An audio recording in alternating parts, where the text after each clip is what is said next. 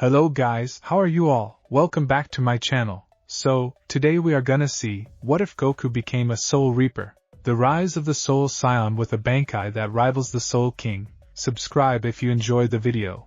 And also check the description. So let's begin the story. The sky was dying. Not metaphorically. Not poetically. The actual sky, the fabric of reality itself, was tearing apart like wet paper in the hands of a cosmic child throwing a tantrum. Goku's fist connected with the entity's face. The impact sent shockwaves rippling across 3 dimensions simultaneously. Stars blinked out. Galaxies shuddered. Somewhere in the distance, an entire universe folded in on itself with a sound like God clearing his throat. That all you got? Goku shouted, blood streaming from a cut above his eye. His GI was in tatters. His body screamed at him to stop. He didn't stop. He never stopped. The entity, it had no name, needed no name, materialized behind him. Reality warped. Space inverted. Goku's attack connected with nothing but the ghost of where his enemy had been a nanosecond ago. A fist buried itself in Goku's gut. He flew backward through 17-dimensional barriers, each one shattering like stained glass. His back slammed against something solid. Something fundamental. The wall between existence and non-existence. It cracked. Kaioken times 100. Goku's aura exploded crimson, veins bulging across his entire body. The technique should have killed him instantly. At this level, it was suicide. But what was one more impossibility today? He vanished. Reappeared. His knee caught the entity in what might have been its chest. The creature flickered, destabilized for just a fraction of a second. Goku pressed the advantage, his fists moving faster than causality could track. Each punch rewrote physics. Each kick deleted concepts from reality's source code. The entity adapted. Its form shifted, becoming something that hurt to look at. Something that existed in too many directions at once. An arm, or maybe a tentacle, or maybe something language hadn't invented a word for yet, lashed out. Goku raised his guard. The attack went through his guard. Through his arms. Through his very being. He coughed blood. Red droplets floated in the void, each one containing enough energy to vaporize a solar system. Okay, Goku gasped, grinning despite everything. Okay, you're pretty good. The entity tilted what might have been its head. When it spoke, its voice was every language and no language, the sound of entropy given a tongue. You should not exist in this space, Saiyan. Your power violates the natural order. I am the correction. Natural order? Goku wiped blood from his mouth. Never been much for rules. Ultra instinct surged through him. Silver light consumed red. His hair shifted, his eyes became mirrors of infinity. His body moved on its own, each motion perfect, each reaction flawless. He was everywhere. Nowhere. Between states. His fist struck from angles that didn't exist in 3-dimensional space. The entity matched him. This was the truth Goku had been dancing around for the last hour. This thing was better at Ultra Instinct than he was. It didn't need to master the technique. It was the technique. It was the universe's immune system, and Goku was the infection it had been dispatched to eliminate. They clashed at the speed of thought. At the speed of faster than thought. Their battle carved canyons through the quantum foam, left scars on reality that would take eons to heal. Goku felt his energy depleting. Not just his ki, something deeper. Something essential. The longer he fought, the more of himself he burned away. His very existence was being used as fuel. He couldn't win this fight. The realization hit him like Beerus's palm to the back of his head during training. Cold. Sudden. Undeniable. He was going to die here, for real this time. No senzu beans. No Dragon Balls. No convenient resurrection arcs. This was the end of the road, the final page, the last panel in a manga that had run for far too long. Goku laughed. The entity paused, its incomprehensible form radiating something that might have been confusion. You laugh? You face oblivion and you laugh? Yeah, Goku said, and he was still smiling. Still grinning that stupid grin that had gotten him through every impossible situation he'd ever faced. Because I just realized something. His aura flared one last time. Not crimson. Not silver. Something else. Something that combined every transformation he'd ever achieved, every limit he'd ever shattered, every impossible victory he'd ever claimed. His body blazed with light that had no color because it contained all colors. Energy that had no name because it transcended naming. I gave everything I had, Goku continued, his voice steady even as his body began to break down at the molecular level. Every punch. Every technique. Every last drop of power. And you know what? That's all a warrior can ask for. One last good fight. Fool. You sacrifice yourself for nothing. Your death changes nothing. Maybe. Goku's form was becoming transparent now, dissolving into motes of light. But I went down swinging. And that? That means everything. He threw his final attack. It wasn't a Kamehameha. It wasn't a spirit bomb. It was something that had no technique behind it, no form, no structure. It was pure intention crystallized into destructive force. The physical manifestation of his fighting spirit given one last chance to burn bright. The attack connected. The entity shrieked. A sound that shattered timelines, made gods cover their ears, caused prophets across infinite worlds to wake screaming from nightmares they wouldn't remember. And then it was over. The entity remained. Damaged. Diminished. But alive. Goku did not. His body came apart like a dandelion in a hurricane.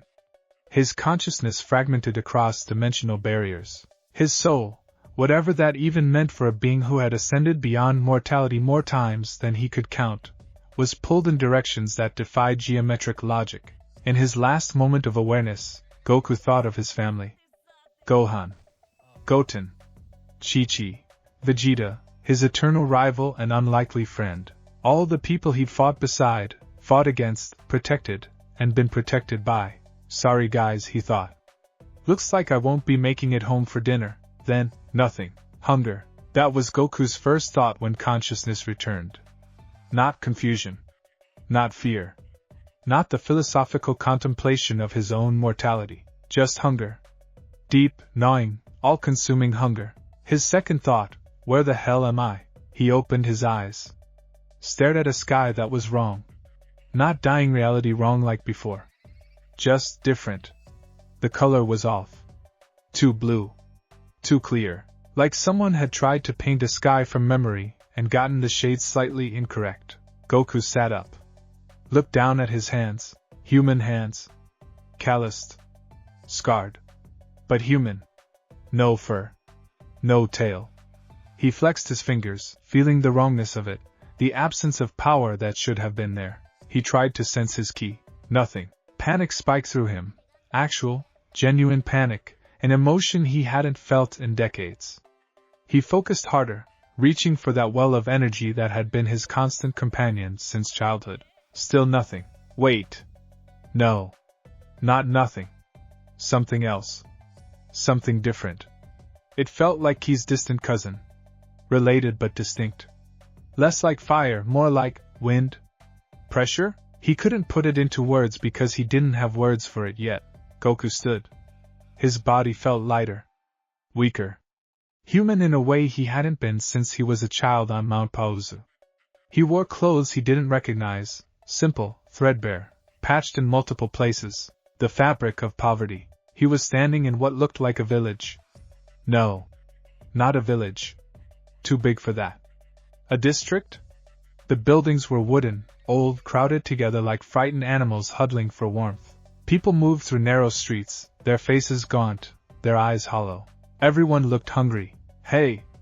Goku called out to a passing man. Where am I? The man barely glanced at him. District 78, South Rukongai. Where else would you be, you idiot? He shuffled away before Goku could ask what Rukongai meant. District 78. South Rukongai. The words meant nothing to him. Goku scratched his head, a gesture that felt comfortingly familiar even if nothing else did. He was dead. He knew that much. The entity had killed him. He should be, what?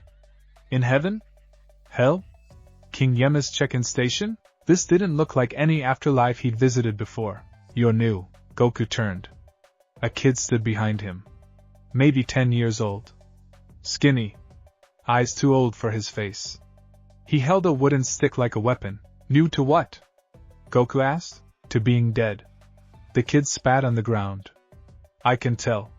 You still got that confused look. Like you think someone's gonna explain the rules. There are rules, yeah. Rule 1, nobody cares. Rule 2, if you're in District 78, you're already forgotten. Rule 3, stay out of my territory. The kid started to walk away. Goku followed. Wait, hold on. What do you mean, dead? I know I died, but nothing. The kid didn't stop walking. You died. Your soul ended up here. Welcome to the afterlife. It sucks. Get used to it, but I've been dead before. This isn't how it usually works. That made the kid stop. He turned, sizing Goku up with the calculating gaze of a survivor. What do you mean you've been dead before? Well, there was this one time Piccolo killed me. Then there was Frieza. Then Cell, technically. And then there was that whole tournament thing with Hit. But that was different. You're crazy. The kid backed away. Great. Just my luck. New guy's insane. I'm not crazy. I'm just trying to understand. An explosion cut him off. Not a metaphorical explosion. An actual, physical detonation that sent a shockwave through the district. Buildings collapsed. People screamed. And then Goku felt it. That strange, pressure-like energy he noticed earlier, but twisted. Wrong. Corrupted. A roar split the air. The thing that emerged from the smoke and rubble was wrong on every level. It had a white mask with red markings. A massive body that seemed to be half human, half beast, all nightmare. A hole in its chest that showed nothing but darkness. The kid beside Goku whispered one word, hollow. People scattered. The hollow. Apparently that's what these things were called. Lunged toward the nearest cluster of fleeing souls. Its claws extended. Its jaw opened wide enough to swallow a person whole. Goku moved. He didn't think about it. Didn't plan it. His body just reacted the way it had been trained to react for decades. One moment he was standing beside the kid. The next he was in front of the hollow, his fist buried in its mask. The creature exploded. Just detonated. Burst apart into black smoke and spiritual particles that dissolved into the air like someone had thrown a handful of ashes into a strong wind. Silence descended on the district. Goku looked at his fist. Then at the spot where the hollow had been. Then back at his fist. Huh, he said.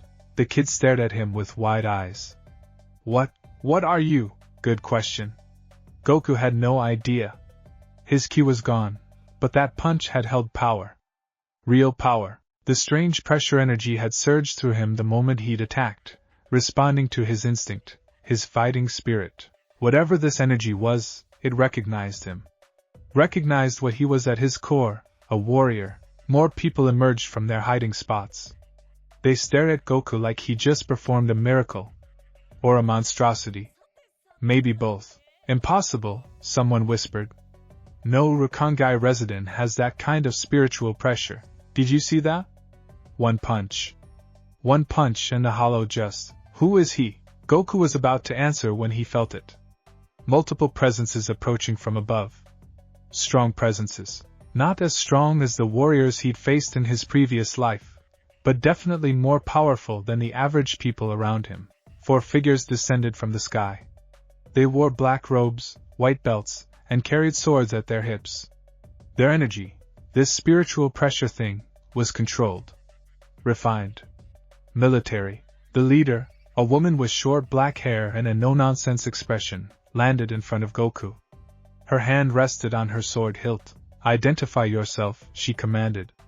No Rakangai resident should possess captain-level Ryatsu. Who are you? Where did you come from? Name's Goku. I'm from Earth. And I have no idea what Ryatsu means, but if it's this pressure energy thing, yeah, I guess I've got some of that. The woman's eyes narrowed. Don't play games with me. That level of spiritual pressure doesn't just appear. You're either a rogue Soul Reaper or... Soul Reaper? Goku interrupted. Is that what you guys are? One of the other Soul Reapers, a young man with nervous energy, spoke up.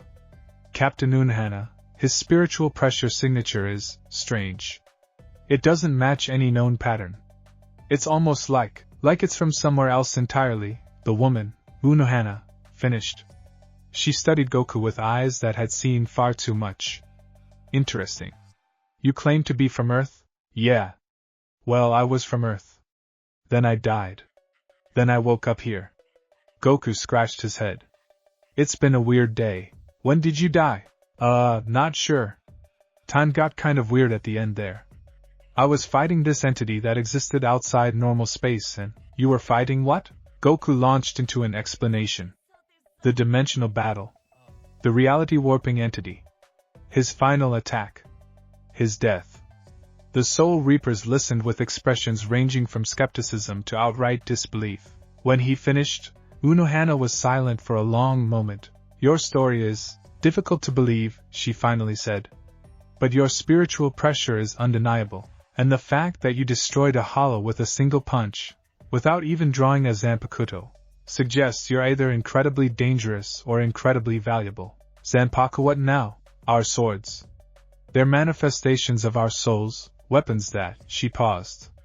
This conversation would be better held elsewhere. You're coming with us to the Suriidii. The Seer what? The Soul Society's central command. Don't resist.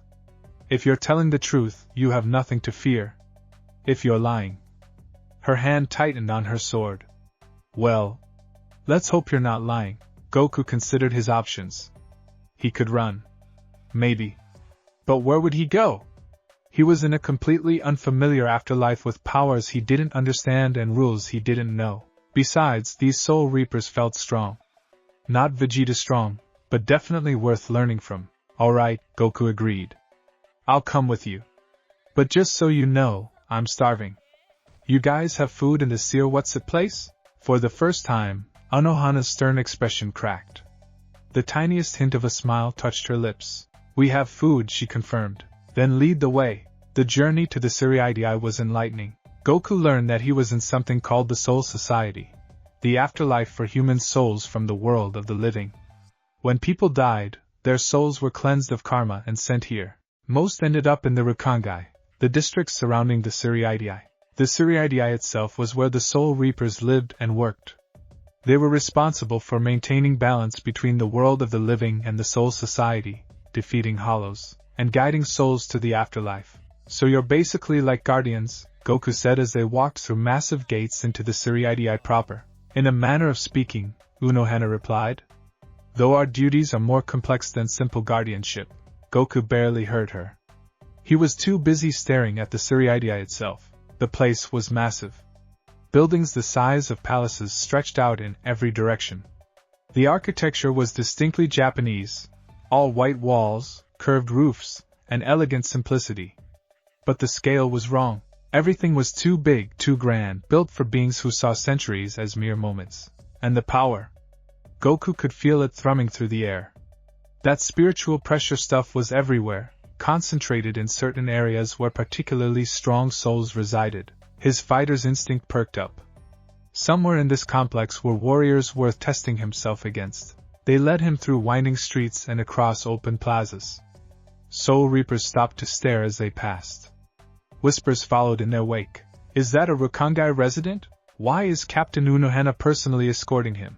Did you feel that spiritual pressure earlier? It was insane. Goku waved at them. Some waved back uncertainly. Others just stared. Finally, they arrived at a building that was grander than all the rest. A massive structure with multiple levels and a distinctly authoritative air. Guards flanked the entrance, their faces impassive. The 1st Division headquarters, Unohana explained. Captain Commander Yamamoto will want to speak with you personally. Captain Commander? That's like the boss, right? Yes. And I suggest you show proper respect. He is not a man who tolerates insolence. They entered. Walked through corridors lined with ancient wood and paper screens. The air grew heavier with each step, the spiritual pressure building until it felt like walking through water. At the end of a long hall, massive doors opened to reveal a chamber dominated by a single figure. Genryusai Yamamoto sat at the far end of the room. He was old. Ancient. His beard was long and white, his eyes closed, his body draped in the flowing robes of authority. A staff rested against his shoulder. He looked more like a statue than a living being, until those eyes opened. Goku felt the weight of that gaze like a physical force. This wasn't just power, it was history. Centuries of battle compressed into a single moment of attention. Yamamoto's spiritual pressure filled the room, oppressive and absolute. Most people would have collapsed under that pressure. Goku grinned. Wow, he said, walking forward despite the crushing weight. You're strong. Really strong. I can feel it from here. Yamamoto's eyes widened fractionally. Around the room, other Soul Reapers, lieutenants and captains who had gathered to observe, gasped audibly. He's walking normally under the head captain's spiritual pressure? That's impossible. Who is this man? Goku stopped a respectful distance from Yamamoto and bowed. Gohan had taught him proper etiquette for meeting powerful people, though Goku rarely used it. Name's Goku, he said. Nice to meet you. Yamamoto was silent for a long moment. Then he rose. The movement was slow, deliberate. He picked up his staff and walked toward Goku with the measured pace of someone who had nothing to prove. When he stopped, they were face to face. Goku was taller, but Yamamoto's presence made him seem 10 feet tall. Captain Unhana, Yamamoto said, his voice like grinding stones, tells me you destroyed a hollow with a single punch. Without a Zanpakuto. Without formal training. Is this true? Yeah. Well, technically it was more like the thing exploded when I hit it. And you claim to have died fighting an entity that existed outside normal reality. That's right. Demonstrate your power. It wasn't a request. Goku looked around. Here?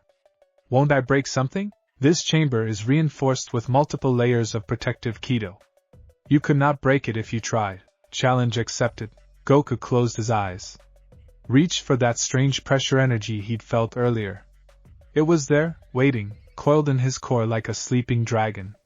He touched it. It responded. His spiritual pressure exploded outward. The air itself screamed. The protective barriers Yamamoto had mentioned flared into visibility, glowing script appearing across every surface as they struggled to contain the force. Soul Reapers stumbled backward. Some fell to their knees. Goku wasn't even trying.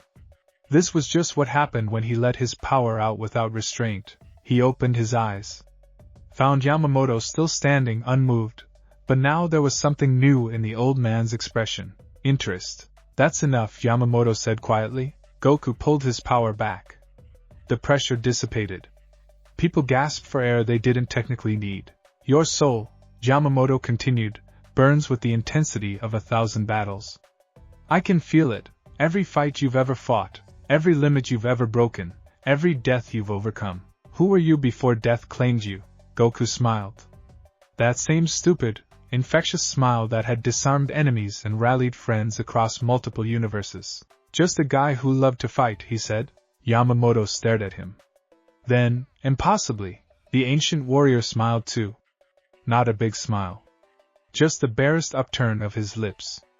But it was there. I see, Yamamoto said. Then it seems the Soul Society has been gifted something remarkable. A warrior whose spirit transcends death itself. He turned to address the assembled Soul Reapers. This man will be enrolled in the Shino Academy immediately. Fast-track him through the curriculum. I want him field-ready within the year. But head captain, one of the captains protested, the academy takes 6 years. Are you questioning my judgment, Captain Kuchiki? No, sir. Yamamoto's gaze returned to Goku. You will learn our ways. Master our techniques. And perhaps if you prove worthy, you will find a place among our ranks. Do you accept this? Goku didn't hesitate. Will I get to fight strong opponents? The strongest. Then yeah, I'm in. Yamamoto nodded. Good. Captain Unhana, see to his immediate needs. Ensure he's fed and housed. Training begins tomorrow. Wait, Goku said. I have questions. Like what happened to my old body? And my friends, can they visit? And what about? All will be explained in time, Yamamoto interrupted. For now, know this, you have died, but your warrior's path has not ended. It has merely transformed. The old man's eyes closed again. The audience was over. That night, Goku lay in the small room they'd assigned him in the academy dormitories. The ceiling was wood. The walls were paper. The bed was harder than any he'd slept on in decades. He'd never felt more at home. After dinner, And oh, what a dinner! He'd eaten enough for 20 people and the cooks had looked at him like he was a natural disaster. He'd had time to think, to process, to really understand what had happened to him. He was dead. Truly dead. His body was gone. His ki was gone. Everything that had defined Son Goku, Saiyan warrior and protector of Earth, was gone. But his spirit remained. His fighting instinct remained. And that strange spiritual pressure, Ryatsu, they called it, had responded to him like it had been waiting his whole life for him to discover it. This wasn't an ending. It was a beginning. Goku closed his eyes, reached inward, tried to find that core of power he'd felt earlier. It was there, vast and untapped, waiting for him to shape it. But there was something else too. Something deeper. A presence. Hello? Goku said into the darkness of his own mind. Silence. I know you're there. I can feel you. Still nothing. But the presence stirred. Acknowledged him. Then retreated into the depths of his soul. Goku smiled. Shy, huh? That's okay. We'll meet eventually. We've got time. He opened his eyes. Stared at the ceiling. Tomorrow he would begin training in this new world with these new powers. He would learn everything he could. Master every technique. Push every limit. Because that's what he did. That's what he'd always done. Death was just another obstacle to overcome. Another challenge to face. Somewhere in the Siriidii, Yamamoto stood alone in his chamber. He could still feel the echo of Goku's spiritual pressure, could still sense the warrior's soul burning like a star given human form. Remarkable, he murmured to the empty air. In all my centuries, I have never encountered a soul like his. One that died yet refuses to diminish. One that fell yet will not stay down. He thought of the battles to come. The threats that lurked in the shadows. The enemies that even now plotted against the Soul Society. And he thought of this strange warrior with the innocent smile, and the limitless spirit. Welcome to the afterlife, Goku, Yamamoto said. I suspect you will reshape it before you're done. In District 78, the kid who had spoken to Goku earlier told his story to anyone who would listen. About the crazy new arrival who claimed to have been dead before. About the hollow that exploded from a single punch. About the warrior who had walked into the Soul Society like he owned the place. Most people dismissed it as fantasy, but some remembered. And they wondered. And in the depths of the Rukongai, where even Soul Reapers rarely ventured, something stirred in the darkness. Something that had felt Goku's spiritual pressure, and recognized it for what it was. A challenge, a threat, a feast. Goku's first morning in the Soul Society began with an explosion. Not a real explosion. A spiritual one. Someone 3 buildings over had lost control of their Ryatsu during training. The resulting surge rattled the windows and woke Goku from a dream where he'd been fighting Vegeta with chopsticks. He sat up grinning. Now that's what I call an alarm clock. The academy was already bustling when he stepped outside. Students hurried past in black training uniforms, their arms full of books or practice weapons. They ranged from teenagers to people who looked like they'd been here for decades. Which they probably had, given what Goku had learned about how time worked in the Soul Society. A young Soul Reaper with neat brown hair and an official-looking clipboard approached him. Goku-san? I'm Hinamori Momo, class representative for the advanced students. I've been assigned to orient you. Great. So, what do I do first? First, you need to change into your uniform. Then we have your initial assessment scheduled with. Assessment? Goku's eyes lit up. Like a test? A fighting test? Well, yes, but also theoretical knowledge, spiritual pressure control, basic Kido. Fighting test works for me. Let's go. Before Hinamori could protest, Goku was already walking in what he hoped was the right direction. She hurried after him, her clipboard clutched to her chest. Wait. You're going the wrong way. And you need to change first. Right. Where are the clothes? She led him to a supply room, provided him with the standard black training uniform, and politely turned around while he changed. When she turned back, she had to suppress a laugh. Goku had managed to put the uniform on correctly, but he'd also somehow torn one sleeve already. These things are kind of fragile, he said apologetically. They're not supposed to be, Hinamori replied weakly. The assessment took place in one of the Academy's many training grounds. A large, open courtyard surrounded by covered walkways where students could observe. And observe they did. Word had spread about the strange Rukongai resident with captain-level Ryatsu. The stands were packed. 3 instructors waited in the center of the courtyard. They introduced themselves: Instructor Kazama for Hakuda, hand-to-hand combat, Instructor Yoshida for Zanjutsu, swordsmanship, and Instructor Tanaka for Kido, spiritual arts. We'll begin with basic spiritual pressure control, Instructor Tanaka announced.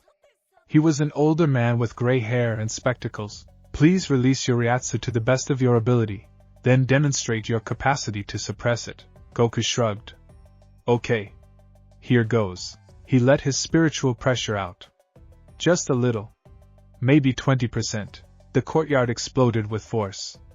Students in the stands were blown backward. The 3 instructors planted their feet and managed to stay upright, but their robes whipped around them like they were standing in a hurricane. Incredible, Tanaka gasped. And that's suppressed? Yeah. Want me to go higher? No. All 3 instructors shouted simultaneously. Pull it back, Tanaka commanded. Slowly. With control, Goku focused. This was like ki control, sort of. He imagined his Ryatsu as a flame and visualized turning down the heat. The pressure began to recede. Students in the stands exhaled in relief. But something went wrong. The pressure didn't just recede, it spiked. Fluctuated wildly. Goku was used to controlling ki, which was internal energy. Ryatsu was external pressure. The principles were different. His control slipped. A wave of uncontrolled spiritual pressure radiated outward. This time it wasn't focused. It was chaotic. Reality itself seemed to shudder, and then something incredible happened. In the midst of that chaotic release, the students watching felt something. A presence. Multiple presences. Echoes of battles fought in distant places. They saw, or thought they saw, flashes of impossible things. Golden hair. Silver eyes. Beings that shook universes with their passing. They saw Goku's history written in spiritual energy. When the pressure finally settled, the courtyard was silent. Everyone stared at Goku with expressions ranging from awe to terror. What? Instructor Tanaka said slowly. Was that? Goku scratched his head. Bad control? That wasn't just bad control. That was... Tanaka trailed off, apparently lacking words. Instructor Kazama stepped forward. He was a muscular man with scarred knuckles and the no-nonsense air of someone who'd seen real combat. Never mind the spiritual pressure. Let's test his Hakuda. He gestured to a training dummy, a wooden construct reinforced with spiritual energy to withstand even captain-level attacks. Strike this, Kazama instructed. Full force. Show us what you can do. Goku walked up to the dummy. Sized it up. Then threw a punch. The dummy exploded. Just completely disintegrated. Wooden fragments became splinters, became dust, became nothing. The force of the punch continued past the dummy, tore through the courtyard, demolished a wall, and kept going until it finally dissipated somewhere in the distance. Silence. Did he just destroy Academy property? Someone whispered. Kazama's eye twitched. That dummy has withstood attacks from seated officers. Sorry, Goku said. Should I have held back more? How much were you holding back? A lot. Maybe 90%? I didn't want to hurt anybody. 90%. The instructors exchanged glances that spoke volumes. The swordsmanship test didn't go much better. They gave Goku a practice sword, an asachi, they called it, a nameless blade used by students. He held it awkwardly. I'm not really a sword guy, he admitted. More of a hands-on fighter. Every Soul Reaper must master Zanjutsu, Instructor Yoshida insisted. Now show me your stance. Goku tried. Really, he did. But his body didn't want to move in the rigid, formal patterns of traditional swordsmanship. He was used to fluid, adaptive combat. The structured katas felt restrictive. No, Yoshida sighed. Your footwork is all wrong. Your grip is incorrect. Your posture is... Are you holding that sword backward? Am I? Goku looked at the blade. Oops. They moved on to Kido, the spiritual arts. Instructor Tanaka demonstrated a basic spell, Hado number 31, Shikaho. A ball of red fire that shot from his palm and detonated against the target. Your turn, Tanaka said. Just focus your Ryatsu, speak the incantation, and visualize the effect. Goku tried. He focused his Ryatsu, carefully this time. Spoke the words. Visualized fire. Nothing happened. He tried again. Still nothing. I don't get it, Goku said, frustrated. I'm doing what you said. Kido requires precise spiritual control and verbal focus, Tanaka explained. It's not about power. It's about technique. Can I try something else? What did you have in mind? Instead of answering, Goku cupped his hands at his side. He didn't have ki anymore, but muscle memory was muscle memory. He focused his Ryatsu, channeling it the way he used to channel ki for a Kamehameha. Ka, mi, ha, mi. His hands began to glow. Not with red Kido energy. With blue-white spiritual pressure shaped and focused through sheer willpower and decades of technique. Ha! The beam that erupted from his palms was nothing like Hado. It was pure Goku. The blast tore across the courtyard, completely annihilating the target, and the wall behind it, and possibly several buildings beyond that. When the dust cleared, Instructor Tanaka was standing very still. His spectacles had fallen off. His hair was standing on end. That, he said quietly, was not Kido. Sorry, Goku said. Is that bad? Bad? Bad? You just performed a technique that doesn't exist in our combat system. You bypassed centuries of refined spiritual arts, and created your own method through. He gave up trying to explain. The assessment ended there. The instructors needed time to process. To update their reports. To question their life choices. Hinamori found Goku afterward, her clipboard now covered in frantic notes. That was... She started. Terrible? Goku guessed. Yeah, I'm not good with the formal stuff. Never have been. Actually, the instructors are calling it the most remarkable raw talent they've ever witnessed. But also the most unorthodox. And possibly dangerous. They're not sure whether to accelerate your training or confine you to remedial classes. Goku laughed. Sounds about right. As they walked back toward the dormitories, students whispered and pointed. Some looked at him with admiration. Others with fear. A few with calculation, already wondering if he'd be a rival or an ally. Goku ignored them all. He was too busy thinking about what he'd learned today. This Ryatsu stuff was similar to Ki but different. More external.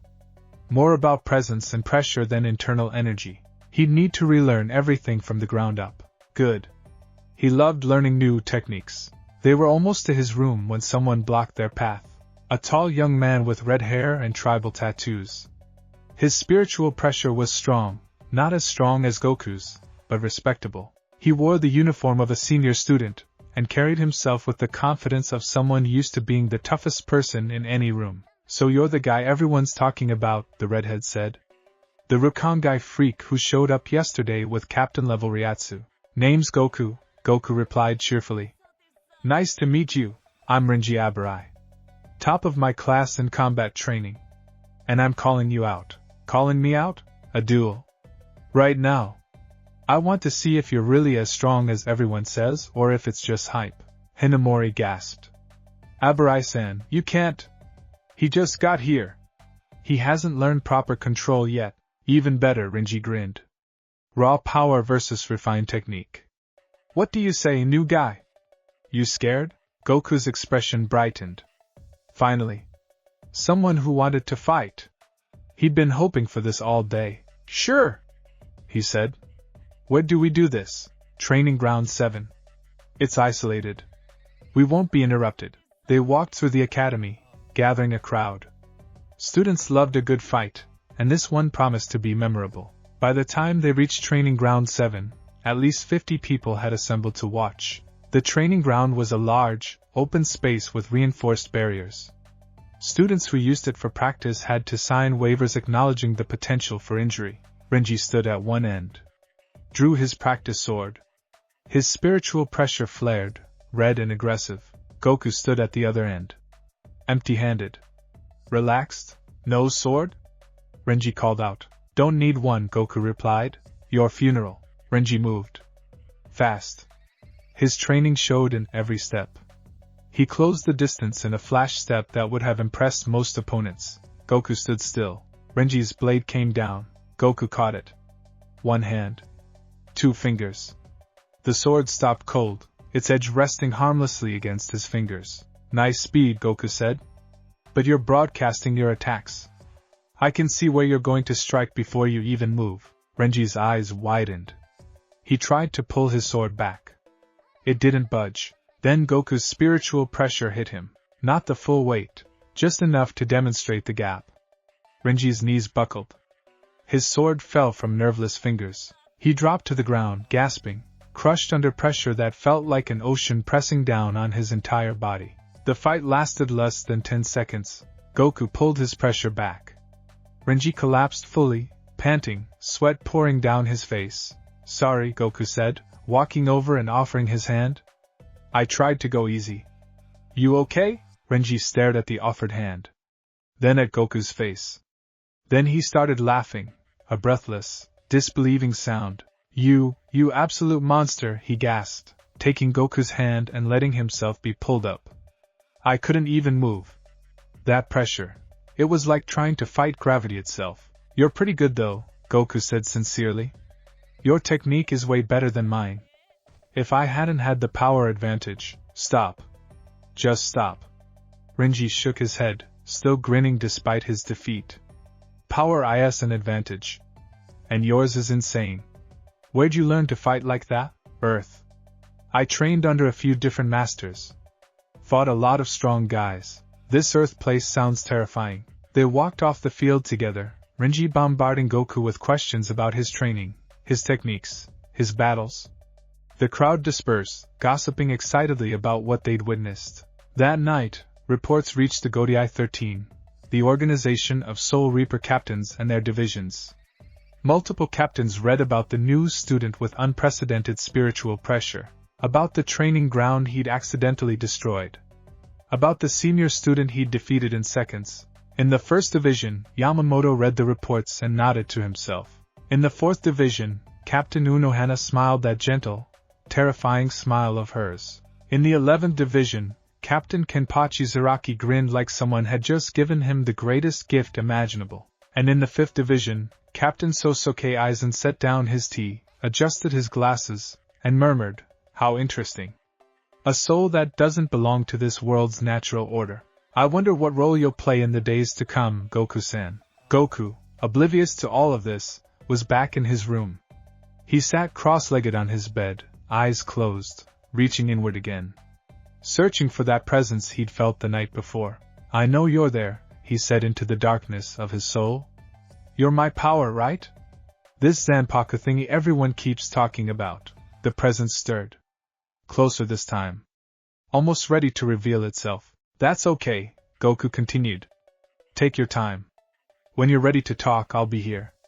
We're gonna be partners, after all. And partners should get to know each other." In the depths of his soul, in a place that didn't yet fully exist, a figure opened its eyes. A warrior made of starlight and fighting spirit. It looked up at the consciousness of its wielder and smiled. Soon, it thought. Soon we'll meet properly. And when we do, this world won't know what hit it. Goku opened his eyes. Lay back on his bed. Tomorrow would bring more training.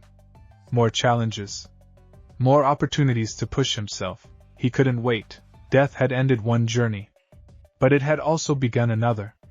And Son Goku, the Scion from Earth, the warrior who never stopped fighting, was about to become something entirely new. The Soul Scion. His story in the afterlife had only just begun. 3 weeks. That's how long it took for Goku to break every training record in Shino Academy's 1,000-year history. Not bend. Not challenge. Break. Instructor Kazama stood in the faculty lounge, staring at his progress reports like they'd personally insulted his mother. His coffee had gone cold an hour ago. He hadn't noticed. "This is impossible," he muttered. "Which part?" Instructor Yoshida asked from across the table. She looked equally shell-shocked. The part where he mastered Flash Step in 4 days, or the part where he created his own variation that doesn't follow any known principles? The part where he's terrible at formal technique, but somehow defeats everyone through pure instinct. Kazama rubbed his temples. Yesterday, he fought 3 senior students simultaneously. Beat them in 90 seconds. Didn't use a single kata. Just moved. Instructor Tanaka pushed his glasses up.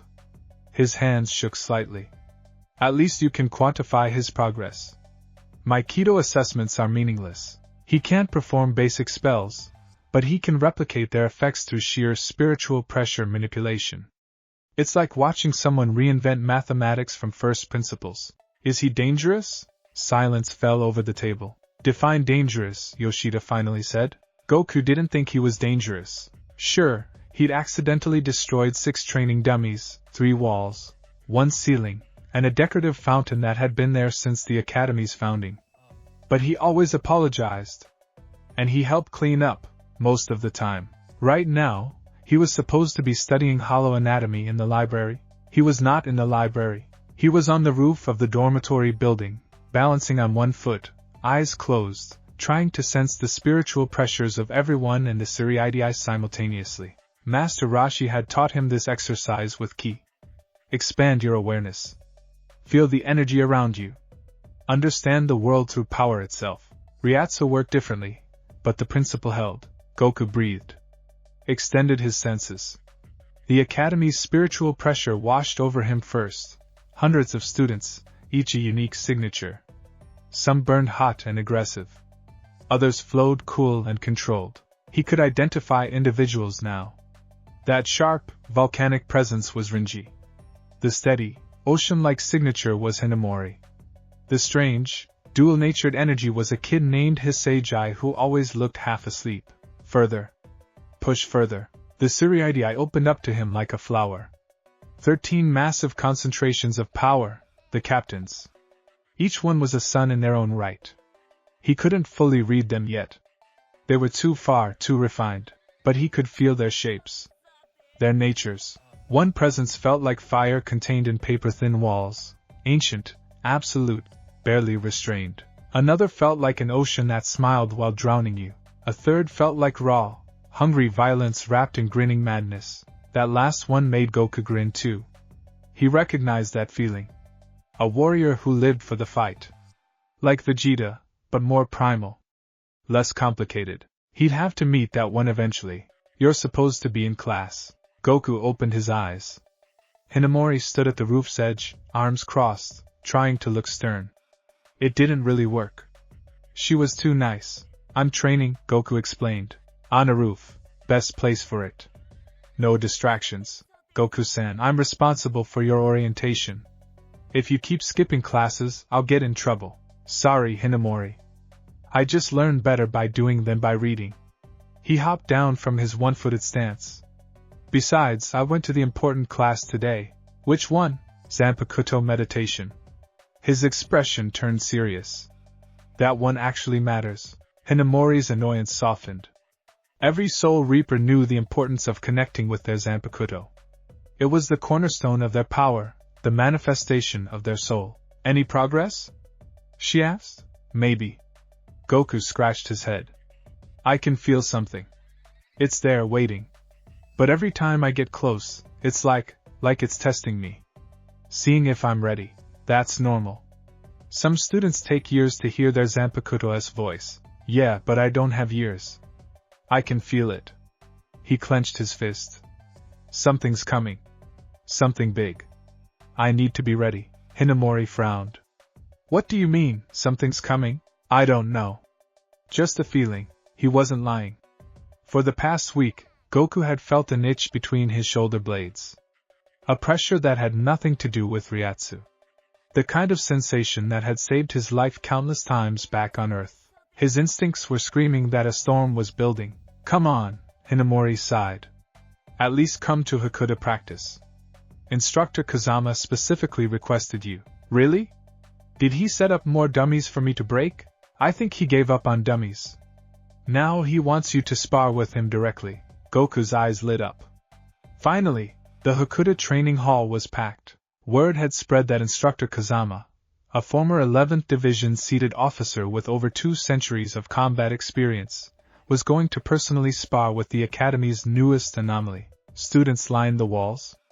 Some had skipped other classes to watch. Bets were being placed in hushed whispers. Kazama stood in the center of the hall, warming up. His spiritual pressure was controlled but present, a veteran's aura that spoke of countless battles survived. Goku walked in wearing his training uniform. He'd finally stopped tearing the sleeves off. Progress, Goku, Kazama greeted. Thank you for coming. Thanks for the opportunity, Sensei. Goku bowed properly. Gohan would be proud. I've been teaching Hakuda for 80 years, Kazama said, beginning to circle.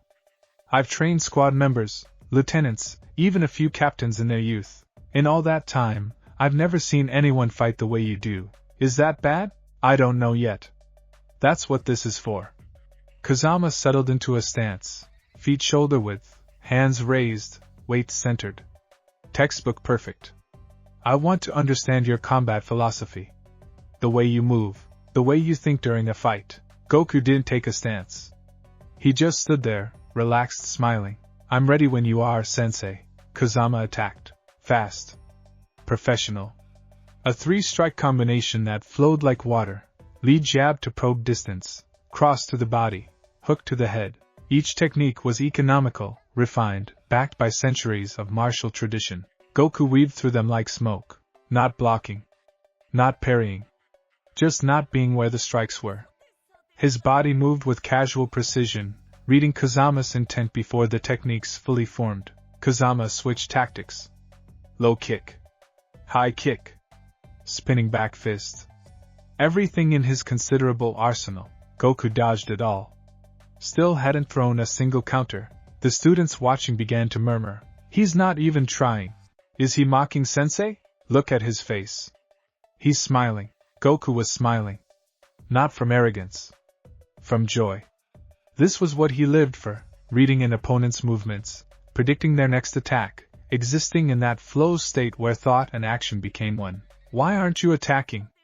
Kazama demanded, breathing harder now. Because I'm learning, Goku replied. Your technique is amazing, Sensei.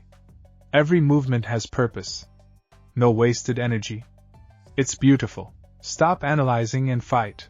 Okay, Goku attacked. One punch. Slow by his standards.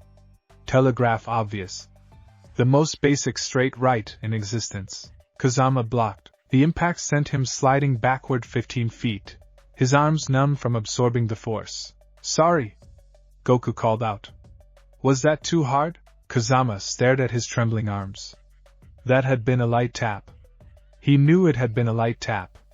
Goku had pulled that punch to maybe 1% of his real power. It had still felt like getting hit by a building. Again, Kazama said. They went another round. Then another. Each time, Kazama attacked with different strategies. Different combinations. Different approaches. Each time, Goku adapted. Learned. Evolved. By the 10th round, something remarkable happened. Kazama threw a technique he'd been saving. A complex sequence that combined multiple martial arts styles. Something he'd developed over decades. It was his signature move, the culmination of his life's work in Hakuda. Goku copied it. Not perfectly. His version was rougher, less refined. But the core was there. The principle. The flow. He'd learned it by seeing it once. Kazama stopped mid-attack. Stared. How did you? That was cool, Goku said enthusiastically. Can you show me again? I think I missed a step in the footwork. The training hall erupted in chaos. Students shouting.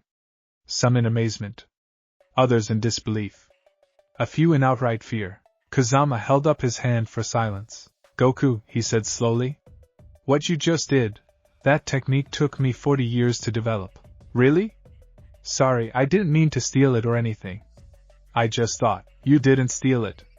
You couldn't have. One viewing isn't enough to replicate a technique that complex. Kazama's expression was unreadable. Unless your combat instinct is so refined that you don't just see techniques, you understand them on a fundamental level. I don't know about that.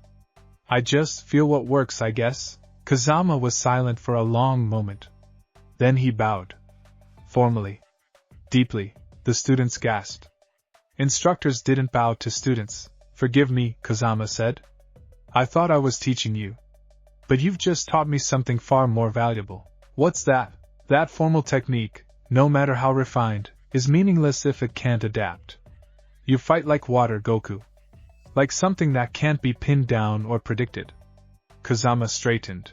I'm honored to have sparred with you, Goku grinned. Same here, sensei. That was really fun. That evening, Goku sat alone in the meditation hall. The room was silent. Dark. Illuminated only by a few candles placed at strategic points. It was designed for Zanpakuto communion, a space where soul reapers could turn inward and speak with their soul's manifestation. Goku had been coming here every night for 3 weeks. Tonight felt different. He closed his eyes. Breathed deep. Let his consciousness sink into the depths of his being. The world fell away. He opened his eyes to his inner world. It had changed since the last time.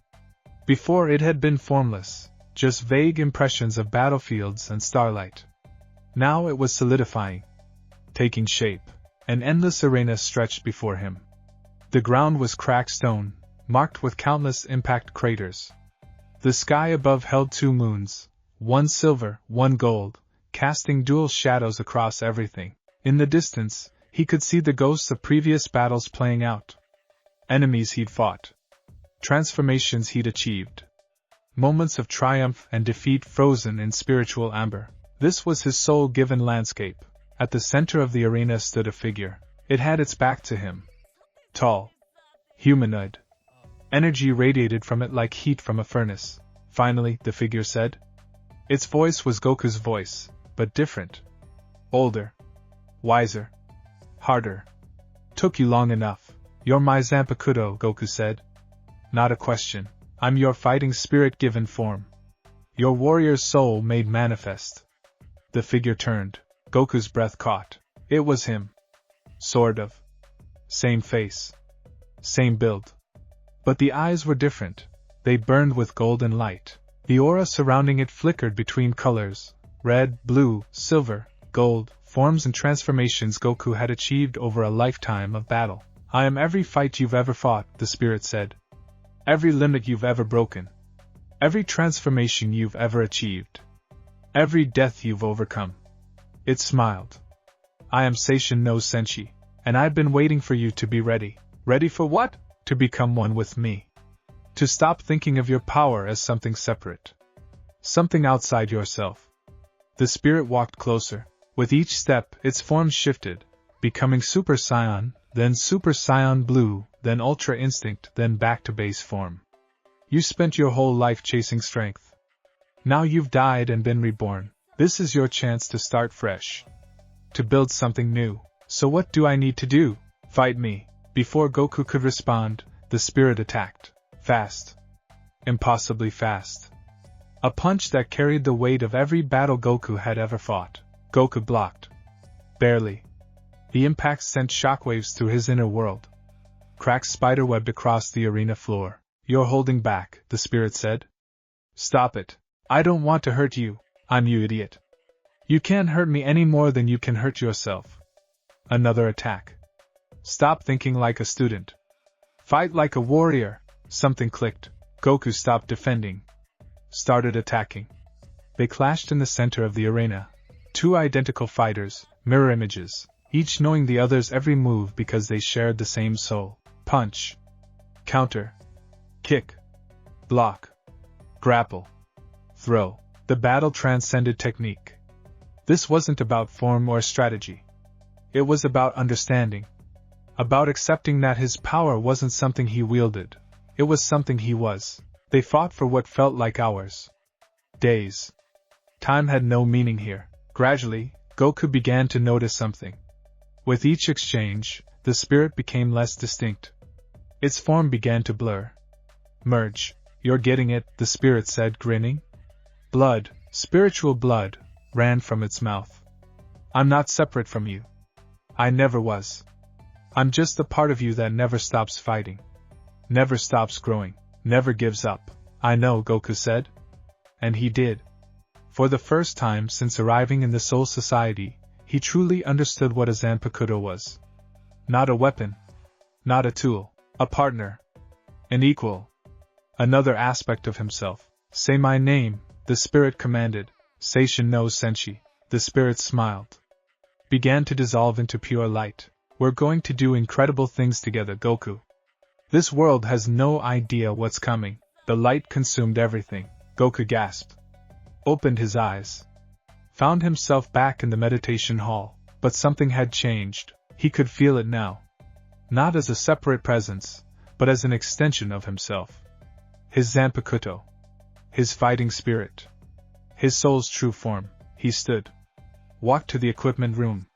Found an Asachi, one of the nameless blades students used for training. The moment his hand touched the hilt, the sword transformed. The blade remained roughly the same shape, but the details changed. The guard became golden, shaped like a dragon coiling around a star. The hilt wrapped itself in red fabric that seemed to shimmer with inner light. Spiritual pressure radiated from the weapon like heat from a forge. Words appeared in his mind. Not spoken. Just known. Seishin no Senshi. Sento Tikio. Warrior of the Spirit. Battle adaptation. Goku swung the blade experimentally. It moved like an extension of his arm. Perfect weight. Perfect balance. It felt right in a way nothing else ever had. So this is a Zanpakuto, he murmured. Then he grinned. Can't wait to test you out. News spread through the academy like wildfire. Goku had manifested his Zanpakuto. After 3 weeks. Most students took years. Some took decades. He'd done it in 3 weeks. The instructors called an emergency meeting. We need to accelerate his graduation, Tanaka insisted. Keeping him in the academy is pointless. He's already beyond our curriculum. He still needs to learn control, Yoshida countered. Power without discipline is dangerous. He has discipline, Kazama said quietly. Just not the kind we're used to teaching. His discipline is instinctive. Adaptive. Trying to force formal structure on him might actually make him weaker. They argued for hours. Eventually, they reached a compromise. Advanced placement. Goku would be moved to the 6th-year curriculum immediately. If he continued to excel, he'd graduate early. Very early. The decision was sent up the chain of command. Lieutenants reviewed it. Captains reviewed it. Finally, it reached Yamamoto's desk. The old man read the reports. Stroked his beard. Remembered the spiritual pressure he'd felt from this strange warrior. Approved, he said simply. Goku's first day in advanced classes started with a surprise. The classroom was smaller. Only 20 students. Each one was a 6th year, seasoned, skilled, on the verge of graduation. They'd spent years honing their abilities. They looked at Goku like he was an insect that had wandered into a hawk's nest. This is the prodigy? A tall student with a scarred face sneered. He looks like a kid, probably got promoted through connections, another muttered. Goku didn't respond. He dealt with skeptics before. Vegeta had spent years doubting him. Then respecting him. Then becoming his greatest rival. These kids would come around. Or they wouldn't. Either way was fine. The instructor, a stern woman named Instructor Akiyama, walked in. She had the bearing of a former squad member. Someone who'd seen real combat. Today's lesson is practical application, she announced. You'll be divided into teams of 4. Your objective: enter a simulated hollow-infested zone, eliminate all hostiles, and extract a civilian casualty. She pointed at Goku. Your team leader for Group C. Me? But I just got here. Exactly. I want to see how you handle commanding others. Her eyes were cold. Leadership is as important as power. Let's see if you have both. Group C consisted of Goku and 3 skeptical 6th years. The scarred student named Takeshi, a quiet girl named Yumiko, and a nervous boy named Kenji. They gathered at the edge of the training zone, a massive pocket dimension that replicated real-world environments. Today's simulation, a destroyed section of the Rukongai under hollow attack. Listen up, Takeshi said, taking charge before Goku could speak. I've done this simulation 12 times. I know all the hollow spawn points. We'll split into 2 teams. Why split up? Goku asked. Because that's how you cover more ground. But splitting up means we can't support each other if something goes wrong. Nothing will go wrong if we follow my plan. Goku considered this. In his experience, plans rarely survived contact with the enemy.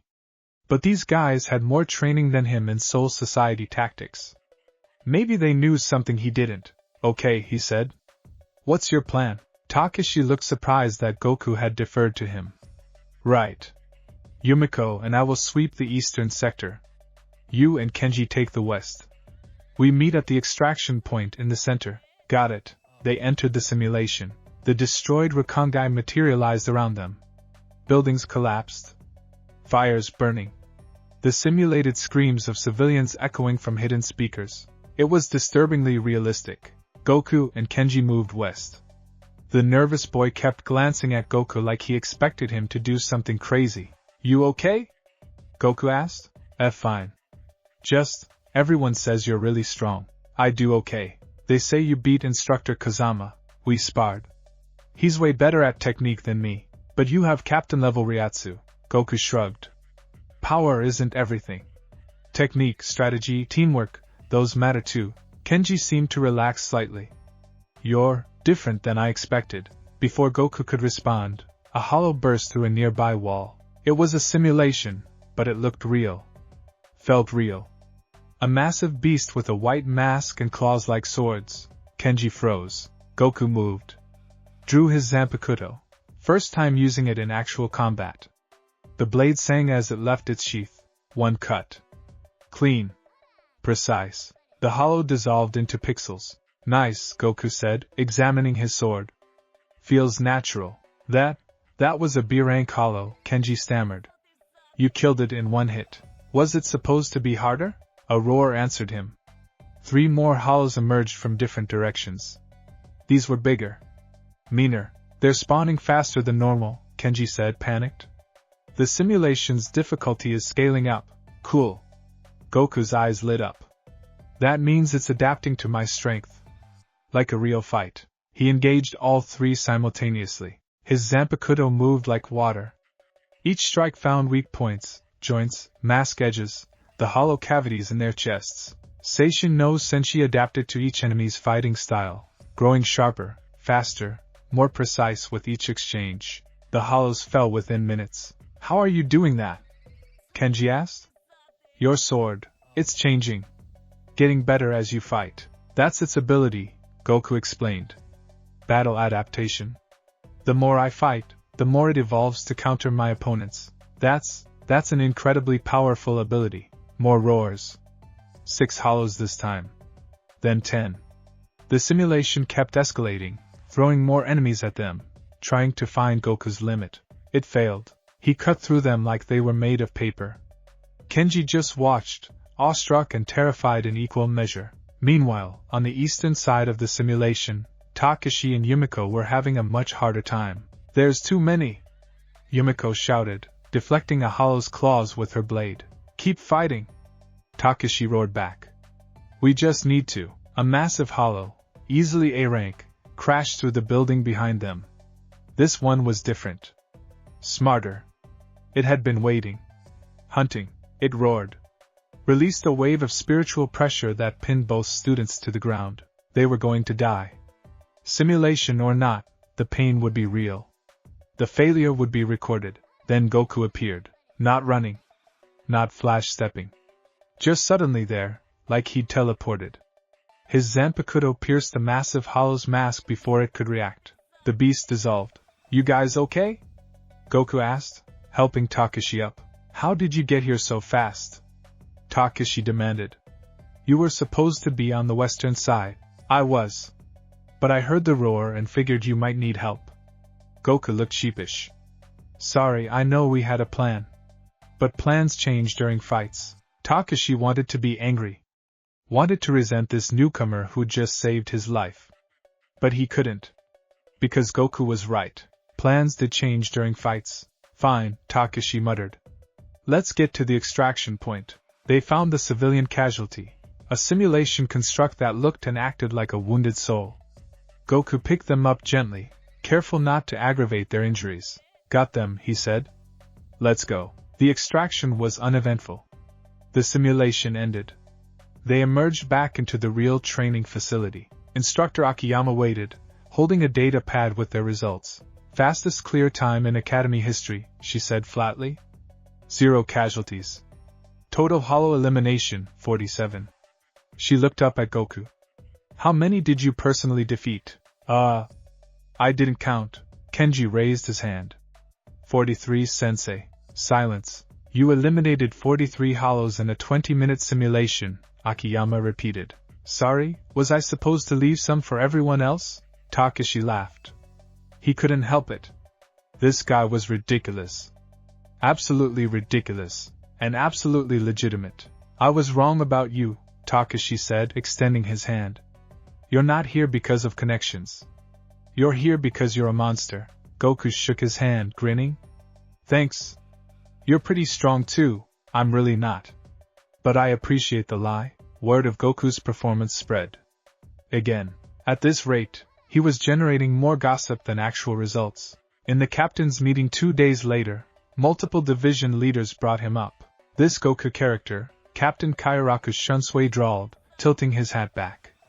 He's causing quite a stir. He destroyed 43 simulated hollows, Captain Hitsugaya Toshiro said, his young face serious. In 20 minutes? That's concerning. Concerning or promising? Captain Unohana asked gently. Raw talent is rare. Perhaps we should be grateful the Soul Society has acquired such a soul. Captain Kenpachi Zaraki grinned, his ryatsu spiking with excitement. I don't care about talent. I want to fight him. You're not fighting a student, Captain Commander Yamamoto said firmly. He needs time to develop. To learn control. He'll learn faster if he fights strong opponents. He'll learn faster if he doesn't get killed by you. Zaraki grumbled but subsided. There is another concern, Captain Aizen interjected smoothly. He sat with perfect posture, his glasses reflecting candlelight. This Goku claims to be from Earth, but our records show no such soul arriving from the world of the living. Where did he actually come from? The question hung in the air. Does it matter? Captain Yukitake asked. He's here now. He's shown no hostile intent. By all accounts, he's enthusiastic, friendly, and dedicated to training. Exactly my point, Aizen said. He's almost too perfect. A mysterious soul with captain-level power who appears from nowhere and integrates seamlessly. Doesn't that seem convenient? Yamamoto's eyes opened slightly. What are you suggesting, Captain Aizen? I'm suggesting we investigate his origins more thoroughly. For the Soul Society's safety, I'll assign someone to look into it, Yamamoto decided. But until we find evidence of wrongdoing, Goku will continue his training undisturbed. Dismissed. The captains filed out. Aizen walked slowly, his mind already working. This Goku was an anomaly. A variable that didn't fit into his carefully constructed plans. Variables needed to be understood, controlled, or eliminated. He'd start with understanding. Goku was in the training yard, practicing with his Zanpakuto. Seishin no Senshi felt good in his hands. Natural. Like it had always been there, waiting for him to find it. He practiced basic cuts. Then combinations. Then started adding flash step to create moving attack patterns. Your form is atrocious. Goku turned. A kid stood at the edge of the yard. No, not a kid. His face was too angular, his eyes too ancient. But he was short. White hair. Ice blue eyes that seemed to calculate everything. Sorry, I'm still learning, Goku said, clearly. The white-haired Soul Reaper walked closer. Your stance is wrong. Your grip is inefficient. You hold your blade like a club, not a sword. Who are you? Captain Hitsugaya Toshiro. 10th Division. He crossed his arms. I wanted to see the Academy's latest anomaly for myself. A captain? Goku's eyes lit up. You're really strong, right? Strong enough. Want to spar? Hitsugaya blinked. Did you just challenge a captain to a sparring match? Is that not allowed? It's unusual. Hitsugaya considered. And potentially educational. Fine. But I won't go easy on you. I wouldn't want you to. They squared off in the training yard. Other students noticed and came running. A captain sparring with a student was unprecedented. Hitsugaya drew his Zanpakuto. The moment his hand touched the hilt, frost formed on the blade. The temperature in the yard dropped 10 degrees. Rain over the frosted heavens, he said quietly. Higher Rinmaru. The blade transformed. Ice crystallized along its length. A chain formed, connecting the sword to Hitsugaya's hand. The air itself seemed to freeze. Goku whistled. That's a really cool sword. Cool. Amusing. Hitsugaya smiled slightly. Are you ready? Yep. Hitsugaya moved. Fast. Captain level speed. His blade came down wreathed in ice. Goku blocked. Seishin no Senshi met Hyarinmaru with a clang that echoed across the yard. Ice spread from the point of contact, trying to freeze Goku's blade, but Seishin no Senshi adapted. The golden dragon on its guard glowed. Heat radiated from the blade, countering the ice. Interesting, Hitsugaya said. Your Zanpakuto is already learning. They broke apart. Engaged again. Ice versus adaptation. Cold versus counter. Hitsugaya was skilled. Incredibly skilled. Centuries of practice showed in every movement. His ice attacks were precise, calculated, designed to limit Goku's mobility, but Goku had fought smarter opponents. Vegeta. Frieza. Cell. He knew how to adapt to superior technique. He let Hitsugaya press him. Let the captain establish patterns. Ice attacks from above. Ice shields for defense. Ice clones for misdirection. Then Goku broke the pattern. He flash-stepped inside Hitsugaya's guard, not faster, just better timed. His blade came up in an unorthodox angle that no formal training would teach. Hitsugaya barely blocked. His eyes widened. You fight like Zaraki, he said. Who's Zaraki? Someone you should probably avoid meeting. They continued for several more exchanges. Neither could gain a decisive advantage. Hitsugaya's experience versus Goku's instinct. Ice versus adaptation. Finally, Hitsugaya stepped back. Enough, he said. I've seen what I needed to see. Really? Already? I was just starting to figure out your patterns. That's the problem. Hitsugaya sheathed Hyarinmaru. The ice dissipated. You adapt too quickly? Another 5 minutes, and you would have countered all my techniques. Is that bad? For your opponents? Yes. Hitsugaya turned to leave, then paused. A word of advice, Goku. Power without purpose is just noise. Figure out what you're fighting for. Otherwise, you'll become like Zaraki, just a weapon that exists to cut. He walked away, leaving Goku thoughtful. What was he fighting for? Back on Earth, it had been simple. Protect his friends. Protect the universe. Fight strong opponents. Here? He didn't have friends yet. Didn't have a universe to protect. Didn't even understand this world's threats. He needed a purpose. That night, Goku couldn't sleep. He wandered the academy grounds, thinking. Purpose. What did that even mean? He found himself at the edge of the Suriidai, looking out at the Rakangai. District 78, where he'd first arrived, was visible in the distance. Lights flickered. Lives continued. Someone approached. Goku turned. Renji. The red-haired student he'd defeated on his first day. Can't sleep either? Renji asked. Just thinking. About why I'm here. What I'm supposed to do. Renji leaned against the wall. That's deep for a guy who punches things for fun. I do like punching things, Goku admitted. But there should be more to it than that, right? You're asking the wrong person. I don't have profound life philosophy. Renji stared at the Rakangai. I just want to get stronger so I can protect people I care about. That's enough for me. Protect people you care about, Goku repeated. That's a good reason. What about you? Who do you care about? Goku thought of Chi-Chi, Gohan, Goten, his friends. They were alive, in a world he could no longer reach. He'd died. They'd mourned him. Moved on. He was alone here. I don't know yet, he admitted. But maybe that's okay. Maybe I can find new people to care about. Renji smiled. There's a few of us who wouldn't mind having you around.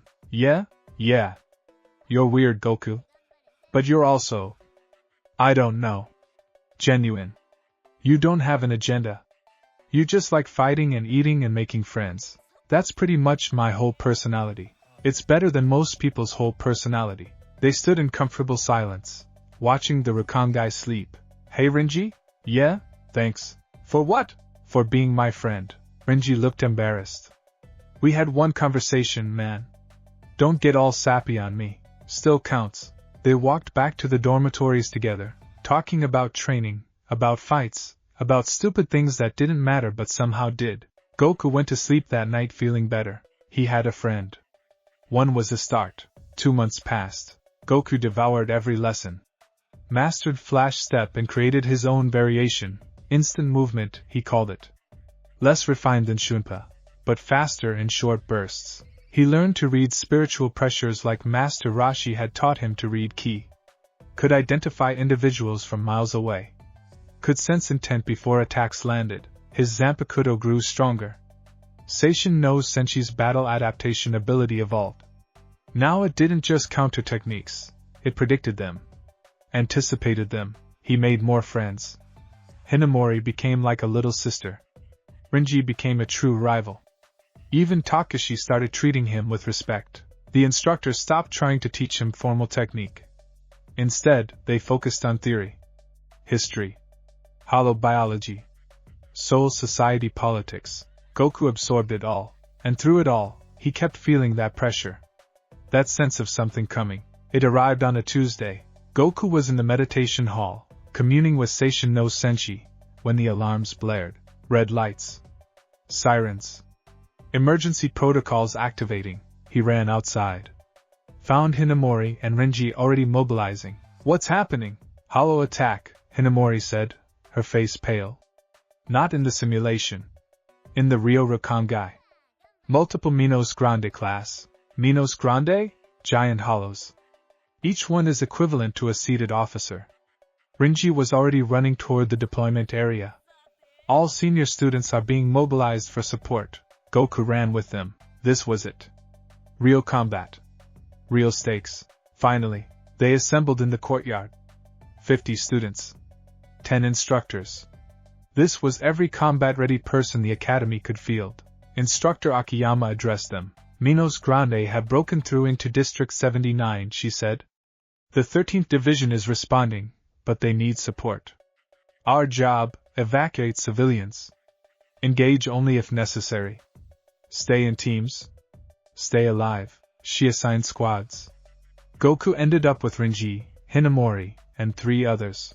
They flash-stepped toward District 79. Even from miles away, Goku could feel the hollow's spiritual pressure. Dark. Hungry. Twisted. They were strong. Really strong. Goku grinned. Finally. A real fight. District 79 was burning. Not metaphorically. Actual flames. Buildings collapsed in slow motion, spiritual particles scattering like dying fireflies. Screams echoed through narrow streets. High-pitched, desperate, the sound of souls realizing death could happen twice. Goku landed first. His team materialized seconds behind him, flash steps resolving into solid forms. Holy shit, Renji breathed. 3 Minos Grande towered over the district like walking skyscrapers. Each one was 40 feet tall, their bodies shrouded in black robes, white masks gleaming in the firelight. Red eyes burned with mindless hunger. They moved slowly. Deliberately. Not because they were careful, because they didn't need to hurry. Nothing here could stop them. Evacuate the civilians! Instructor Akiyama shouted. Do not engage the Minos unless you have no choice. The students scattered. Goku's team headed east, toward the heaviest concentration of spiritual pressure. Civilians were trapped there, pinned by collapsed buildings and raw terror. A woman clutched 2 children to her chest. An old man sat against the wall, too exhausted to run. A teenager tried pulling rubble off his friend's leg, failing, crying. We've got you, Hinamori said, kneeling beside the woman. Her voice was calm.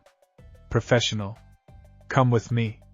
We'll get you to safety. Goku moved toward the trapped teenager. The rubble was massive, a support beam from a 3-story building.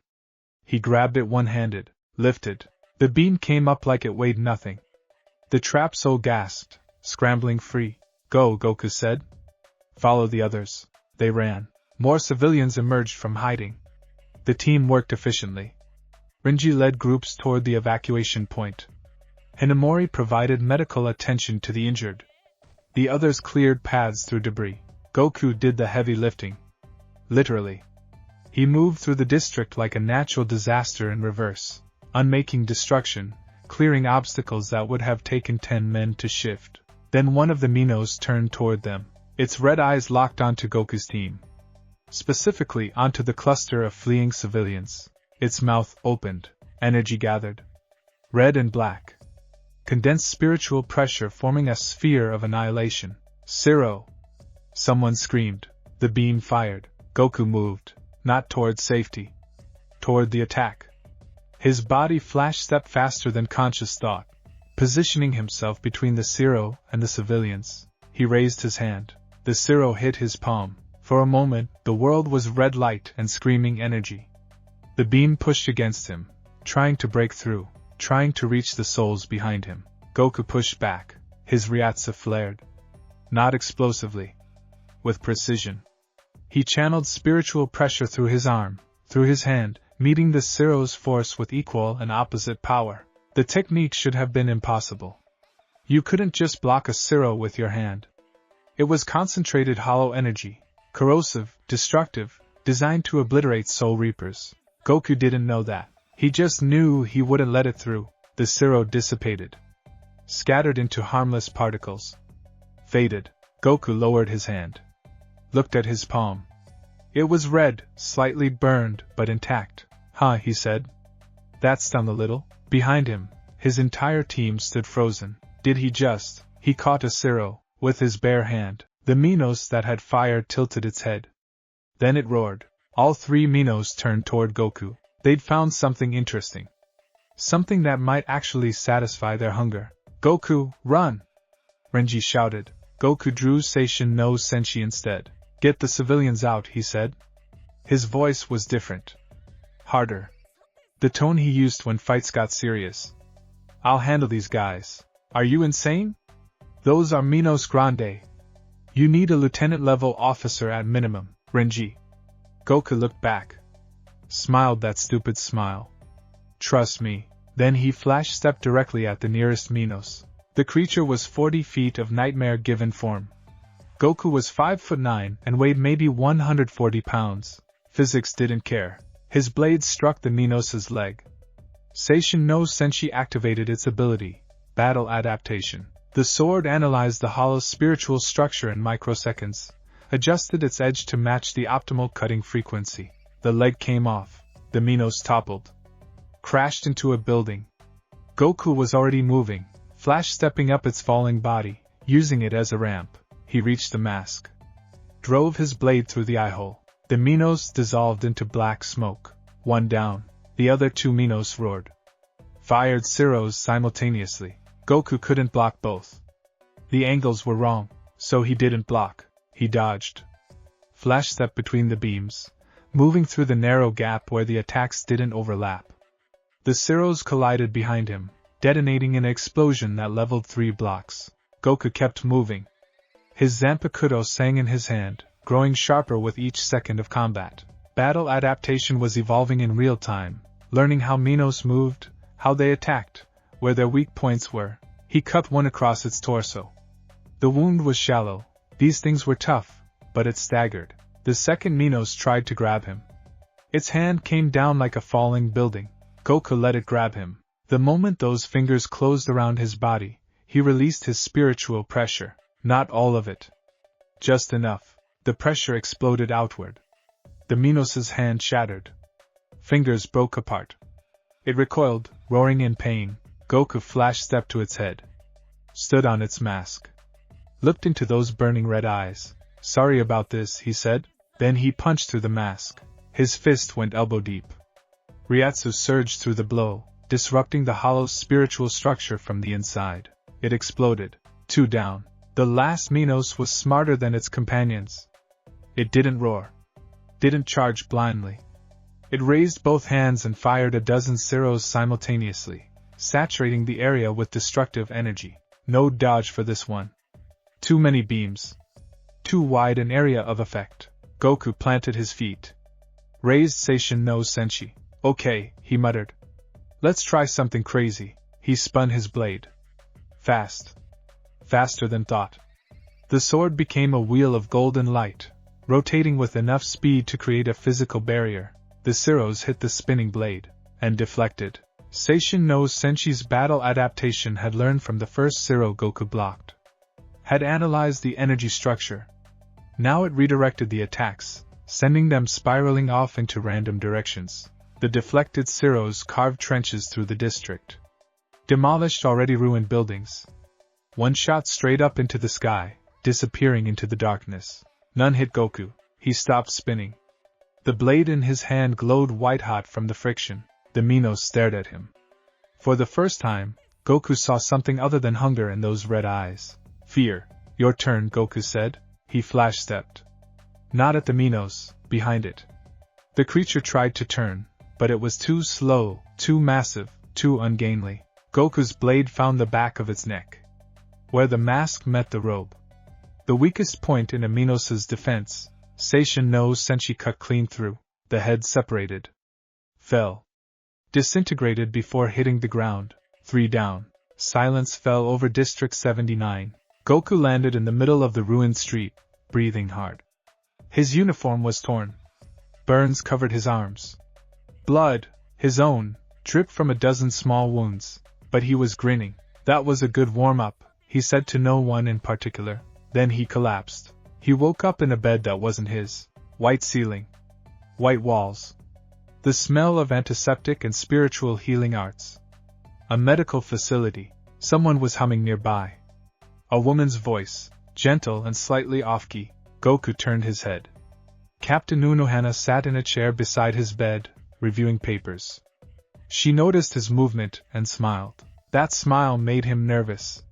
He wasn't sure why. Welcome back, she said. You've been unconscious for 6 hours. 6 hours? But I was just... Goku sat up quickly. Too quickly. His vision swam. Easy. Unohana's hand pressed gently against his chest. Gentle but absolutely immovable. Your spiritual pressure depleted significantly. You also sustained second-degree burns, 3 fractured ribs, and severe muscle strain. Oh. Is that bad? For most people? Yes. For you? She tilted her head. You've already healed most of it. Your recovery rate is abnormal. Sorry. Don't apologize for being remarkable. She set her papers aside. Do you remember what happened? It came back. The Minos. The fight. The civilians. Did everyone get out? Yes. Thanks to you? Unohana's expression became serious. You saved 43 civilians, Goku.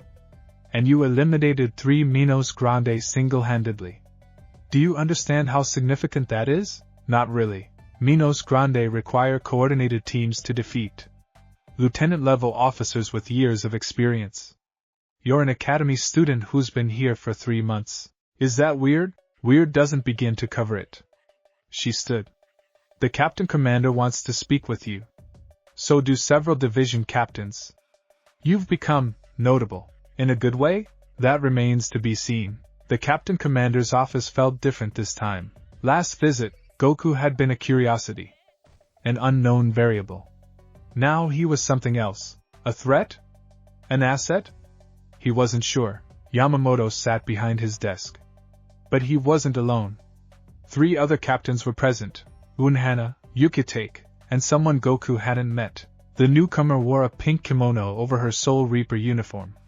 She had short blonde hair and an athletic build. Her spiritual pressure was playful, but dangerous underneath, like a cat that might be friendly or might claw your eyes out. Goku, Yamamoto began. Allow me to introduce Captain Yorichi Shihoin, former commander of the Stealth Forces. Former? Goku asked. I got bored, Yorichi said cheerfully.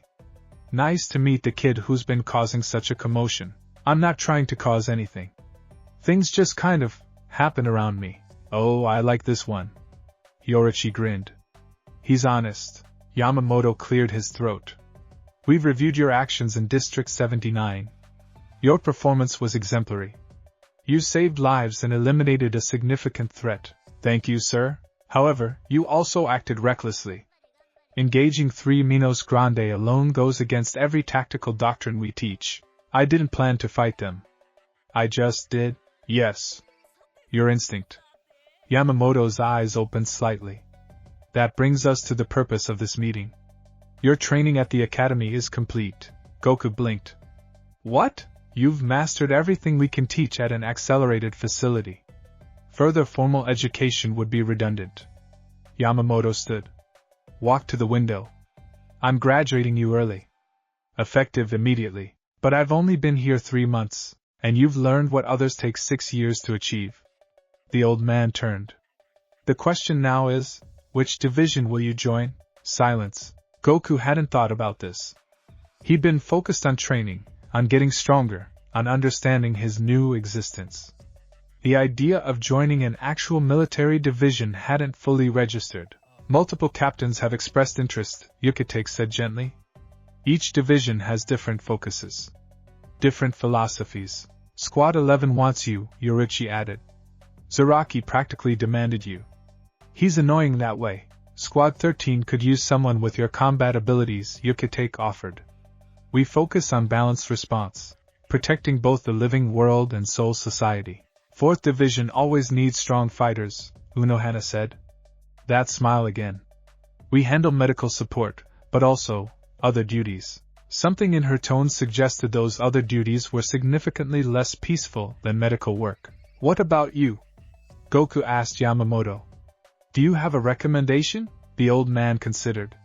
Normally, I would place you in Squad 11. Your combat focus aligns with their philosophy. However, Captain Zaraki would break you. I'm pretty tough. I don't mean physically. I mean philosophically. Yamamoto returned to his desk. Zaraki lives for combat. Only combat. If you join his squad, you'll become the same, a weapon that exists only to cut. Is that what you want? Goku thought about Hitsugaya's words. Power without purpose is just noise. No, he said. I want to protect people. Like I did in District 79, then Squad 13, Yukitake said immediately. We patrol the living world, eliminate hollows, and guide souls to the soul society. Protection is our primary function. Plus, Yoruichi added, Yukitake's a softy. He won't push you into pointless fights. Well, not too many pointless fights. Goku looked at Yukitake. The captain had kind eyes. Gentle energy. But underneath, Goku could feel real strength. Power held in check, not because he couldn't use it, but because he chose not to. That resonated. Okay, Goku decided. Squad 13 sounds good. Yamamoto nodded. Then it's decided. You'll report to Captain Yukitake tomorrow morning. He'll assign your duties and introduce you to your squad mates. One more thing, Yukitake said. You'll need to take the seated officer exam. Normally, graduates start as unseated members, but given your abilities, I'll take whatever test you want, Goku said. Fair is fair, Yoruichi laughed.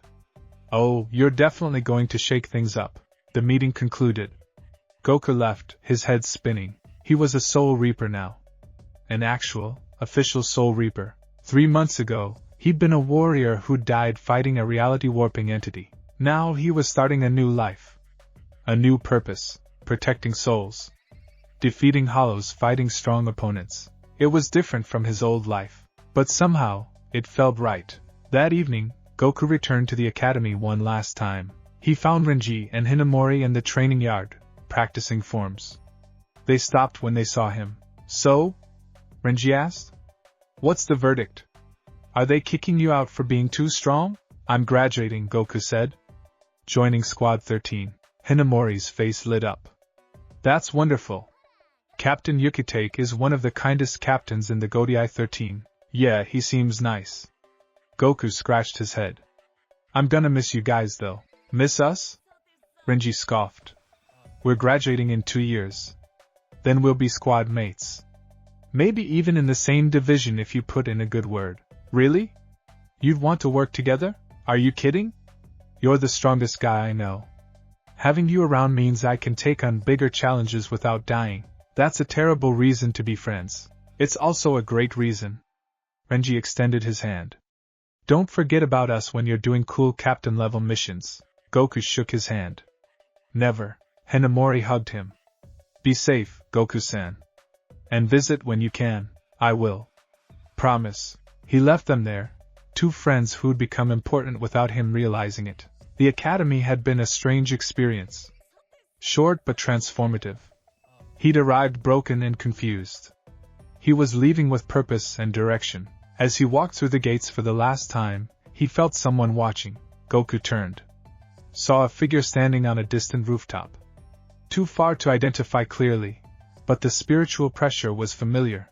That gentle, terrifying presence from the 5th Division. Captain Aizen. The man raised his hand. A casual wave. Then he was gone. Flash stepped away. Goku frowned. Something about that captain felt off. Not evil, exactly. Just wrong.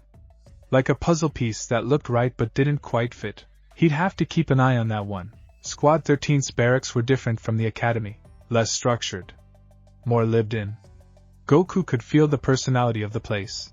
A relaxed atmosphere that somehow coexisted with military discipline. Captain Yukitake met him at the entrance. Welcome, Goku. Let me show you around. The tour was brief. Barracks. Training grounds. Meeting halls. Storage facilities. Everything a combat division needed. They ended in the main courtyard, where the squad had assembled. 50 Soul Reapers stood in loose formation. Some looked curious. Others skeptical. A few openly hostile, probably resenting that a newcomer was getting special treatment. Everyone, Yukitake announced. This is Goku. He'll be taking the seated officer exam this afternoon. Regardless of the results, he's one of us now. Treat him accordingly. A tall man stepped forward. He had dark hair and confident posture. His spiritual pressure marked him as strong, probably a lieutenant. I'm Kaian Shiba, he said. Lieutenant of Squad 13. Captain Yukitake's right hand. Nice to meet you. Goku bowed. Kaian studied him. I heard you killed 3 Minos Grande by yourself. Yeah. They were attacking civilians. No hesitation? No fear? There wasn't time for that. Kaian smiled. Good answer. He turned to the assembled squad. This kid has more combat experience in 3 months than most of you have in 3 years. Learn from him. And for those thinking about challenging him to prove yourselves, don't. You'll lose. Murmurs ran through the crowd. Now then, Yukitake said. The seated officer exam. Goku, you'll face 3 tests: combat proficiency, spiritual pressure control, and tactical thinking. Are you ready? Whenever you are, Captain. The combat test came first. Goku faced 5 unseated officers simultaneously. They came at him with everything: Zanjutsu, Hakuda, Kido, coordinated attacks. He defended more than attacked. Let them show their techniques. Let Saiyan no Senshi adapt. His Zanpakuto learned their patterns, their tells, their weaknesses. When he finally went on offense, it was over in seconds. 5 opponents disarmed without injuries. Clean. Efficient. The spiritual pressure test was trickier. He had to maintain precise control while under stress. They had him lift increasingly heavy objects using only Ryatsu manipulation, then maintain that lift while being attacked. His control was still rough compared to veterans. But his raw power compensated. What he lacked in finesse, he made up for in sheer output. The tactical tests surprised him. They presented scenarios, hollow attacks, civilian evacuations, resource shortages, and asked him to solve them. Goku wasn't a strategist. Never had been. But he understood people. Understood fighting. He approached each problem like a battle, identifying the enemy, finding the weak point, adapting the plan. His solutions were unorthodox. Sometimes reckless. But they worked. When the test concluded, Yukitake gathered the examiners. They deliberated for 10 minutes, then Yukitake returned. Congratulations, Goku. You've earned the rank of 3rd seat.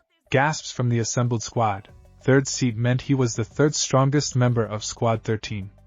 Only Kaian and Yukitake himself ranked higher. That's ridiculous, someone muttered. He just got here. He earned it, Kaian said firmly.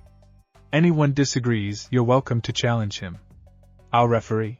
No one stepped forward. Good. Kaian clapped Goku on the shoulder. Welcome to the squad, 3rd seat. Try not to make the rest of us look too bad. Goku grinned. I'll do my best. That night, Goku sat alone in his new quarters. They were small but comfortable. A bed. A desk. A window overlooking the Suriidai. Better than anything he'd had in the Rukongai or the academy. He stared at Saiyan no Senshi, resting against the wall. 3 months. In 3 months, he'd gone from confused dead guy to third seat of a Goti 13 division. It should have felt fast. Rushed. Wrong. Instead, it felt natural. Like he was exactly where he was supposed to be. He closed his eyes. Reached inward. Found his Zanpakuto spirit waiting. We did it, Goku said. We're official now. This is just the beginning, Saiyan no Senshi replied. You've scratched the surface of what we can do. But there's so much more. Power you haven't tapped. Potential you haven't realized. Like what? You'll see. When you're ready. When you need it. The spirit's presence grew warmer. But for now, rest. Recover. Tomorrow brings new battles. Can't wait. Goku opened his eyes. Lay back on his bed. Stared at the ceiling. Somewhere in the Suriidii, Captain Zaraki was probably disappointed he didn't get the new fighter. Somewhere, Captain Aizen was probably analyzing this new variable in his plans. Somewhere, Yamamoto was probably wondering if he'd made the right decision. Goku didn't care about any of that. He cared about the squad he'd just joined. The people he'd protect. The fights he'd face. He cared about becoming the best Soul Reaper he could be. And maybe, just maybe, figuring out why his instincts kept screaming that something big was coming. Something that would make the Minos Grande look like a warm-up. He drifted off to sleep, Saiyan no Senshi's presence humming in the back of his mind. A warrior's spirit that never truly rested. Tomorrow would bring missions. Challenges. Opportunities to grow stronger. Son Goku, the Soul Saiyan, third seat of Squad 13, was ready for all of it. His real journey was just beginning. Epilogue, Shadows watching. In the 5th Division headquarters, Captain Aizen sat in his private chambers. Papers covered his desk. Reports. Strategic analyses. Long-term plans spanning decades. He set down his tea. Removed his glasses. Cleaned them methodically. Fascinating, he murmured. A soul that doesn't belong to this world's natural cycle. Power that defies conventional understanding. Instinct that borders on precognition. Jin Ikamaru materialized from the shadows. You're thinking of recruiting him. No. He's too unpredictable. Too genuine. People like that can't be controlled. Aizen replaced his glasses. But they can be redirected. Pointed at the right targets. You think he'll interfere with your plans? I think he's a wild card. Wild cards can ruin even perfect strategies. Aizen smiled. Or they can win games that seemed unwinnable. The question is, which will he be? So we watch him. We study him. And when the time comes? Aizen's smile widened. We ensure he's exactly where we need him to be. Jin's grin matched his captain's. This is gonna be interesting. Indeed. They stood together in the darkness, two shadows plotting against the light, unaware that the warrior they schemed about had faced beings far more dangerous than either of them could imagine. Unaware that Goku's instincts were already warning him. Unaware that the Soul Saiyan was preparing for threats they hadn't even revealed yet. The game was beginning, and Goku was learning the rules. The first mission came at dawn. No warning. No preparation time. Just Kaiyan bursting through Goku's door like the building was on fire. Up. Now. Hollow attack in the living world. Massive signature. Multiple casualties already. Goku was moving before fully awake. Yanked on his uniform. Grabbed Saiyan no Senshi. Followed Kaiyan out the door at a dead sprint. Details? Goku asked. Commercial district. Tokyo. Something big tore through reality 20 minutes ago. Kaiyan's face was grim. Early reports suggest a Jutsu's class. A Jutsu's? Evolution beyond Minos Grande. Smaller. Faster. Smarter. Way more dangerous. They hit the courtyard. 5 other squad members waited. All veterans, all armed, all radiating that pre-combat tension Goku recognized from 1,000 battles. Squad, Kaiyan barked. Standard formation. Goku, you're with me at Vanguard. Everyone else, crowd control and civilian protection. Do not engage the Ajuchas unless I give the order. Clear? Clear! The Senkamin gate opened. Reality tore like fabric. Beyond it, Goku could see the dimensional tunnel, a pathway between worlds, pulsing with energy that made his teeth itch. They dove through. The sensation was like being turned inside out, and put back together wrong. Colors that didn't exist. Sounds that predated language. His spiritual pressure compressed, then expanded, then compressed again as they shot through the boundary between soul society and the living world. Then, impact. They materialized in chaos. Tokyo at dawn. The city should have been peaceful. Quiet. Instead, sirens wailed. People screamed. Buildings burned. And at the center of the destruction, something moved. It looked like a wolf. If wolves were 12 feet tall. If wolves had armor plating made from bone. If wolves had 6 eyes that burned with intelligence and malice. The Ajuchas. It crouched over something. Feeding. Spiritual energy poured into its mouth like water into a drain. Spread out, Kaiyan ordered. Evacuate the area. Goku was already moving. Flash stepped. Closed the distance in a heartbeat. Drew Saiyan no Senshi mid-stride, the blade singing as it cleared the sheath. The Ajuchas' head snapped up. Their eyes met. Then it grinned. Oh, it said. Voice like grinding gravel. A soul reaper. How delightful, it spoke. That was new. Goku swung. The blade traced a golden arc through the air, aimed for the creature's neck. The Ajuchas moved. Fast. Faster than the Minos Grande. It twisted, blade passing millimeters from its throat, and lashed out with claws that could shred steel. Goku blocked with his sheath. Claws met wood with a sound like thunder. They separated. Circled. You're quick, the Ajuchas said. Most Soul Reapers die before they realize I've moved. You're different, thanks. Goku shifted his stance. Felt Saiyan no Senshi humming in his hand, already analyzing, already adapting. You gonna keep talking, or can we fight? The creature's grin widened. I like you. Then it attacked for real. Claws. Teeth. Speed that blurred reality. The Ajuchas moved like liquid violence, every motion flowing into the next, no wasted movement, pure predatory efficiency. Goku met it blade to claw. Saiyan no Senshi sparked against bone armor. Each impact sent shockwaves through the street. Parked cars rocked on their wheels. Windows shattered. The asphalt cracked beneath their feet. You're adapting, the Ajuchas snarled. Your sword. It's learning my patterns. Yeah. That's what it does. Interesting. The creature's eyes flashed. Its spiritual pressure spiked. Zero. Red energy erupted from its mouth at point-blank range. No warning. No build-up. Just instant annihilation. Goku's instinct screamed. He twisted. Barely. The Zero grazed his shoulder, vaporizing part of his uniform, burning skin and muscle. Pain. Real pain. He hit the ground rolling, came up smoking, uniform charred black. The Ajuchas laughed. First blood to me. Goku touched his shoulder. Felt the burn. Felt the damage, then grinned. Yeah. Good hit. His spiritual pressure exploded, not gradually. Not carefully. Just erupted like a volcano that had been holding back for too long. The street buckled. Cars flipped. Windows 3 blocks away exploded. The Ajuchas' eyes widened. What? Goku moved. Ultra Instinct. No, not Ultra Instinct. He didn't have that here. But something similar. Something his body remembered. Pure reaction. Pure flow. His blade found the creature's shoulder. Cut deep. Through armor. Through muscle. Black blood sprayed. The Ajuchas roared. Spun. Fired another Zero. Goku was already gone. Flash stepped behind it.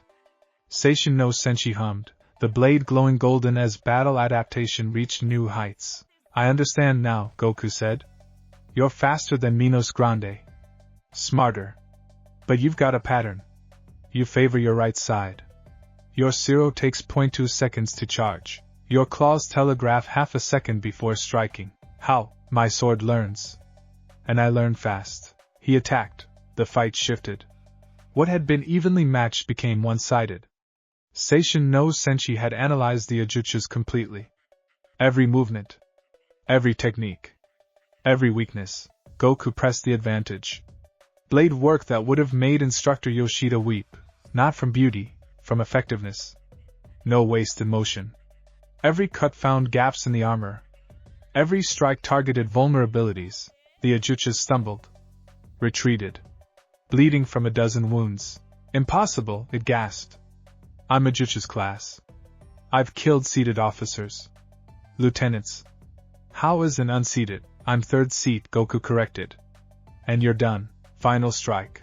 Saiyan no Senshi pierced the creature's mask. Drove through to the core of its being. Spiritual pressure surged through the blade, disrupting the hollow's very essence. The Ajuchas dissolved. Black smoke. Fading screams. Then nothing. Goku stood alone in the destroyed street, breathing hard, uniform ruined, shoulders still burning. Behind him, his squad stood frozen. Did he just? Someone whispered. Ajucha's class, another breathed. Solo. In under 5 minutes, Kaiyan walked forward. Looked at the dissipating smoke. Looked at Goku. Looked at the destroyed street. That, he said slowly, was supposed to be a team effort. Sorry. It attacked first. I just reacted. Kaiyan started laughing. Couldn't help it. Kid, you're going to give Captain Yukitake a heart attack. Is that bad? Probably. They returned to Soul Society to find the entire Suriidii buzzing. Word traveled fast. Third seat defeats Ajucha's solo on first mission. Rumors multiplied. Exaggerated. By the time they reached Squad 13's barracks, some versions had Goku fighting 3 Ajuchas simultaneously while juggling civilians. Captain Yukitake waited in his office. Face carefully neutral. Goku, he said. Sit. Goku sat. Your first mission report is concerning. I followed orders. You engaged in Ajucha's class hollow alone. That violates protocol. It was attacking. I couldn't just. I know. Yukitake's stern expression cracked. Became a smile. Which is why I'm commending you instead of reprimanding you. You saved lives. Eliminated a serious threat. Did exactly what a Soul Reaper should do. Goku exhaled. Oh. Good. However. The smile faded. Your combat abilities are attracting attention. Not all of it positive. What kind of attention? A knock at the door. Kaiyan opened it. His face had gone pale. Captain? You need to see this. They walked to the courtyard. Someone was waiting. Tall. Broad-shouldered. Black hair pulled back, bells tied into it. An eye patch covering his right eye. Spiritual pressure so intense it made the air shimmer. His grin was all teeth and violence. There you are, Captain Kenpachi Zaraki said.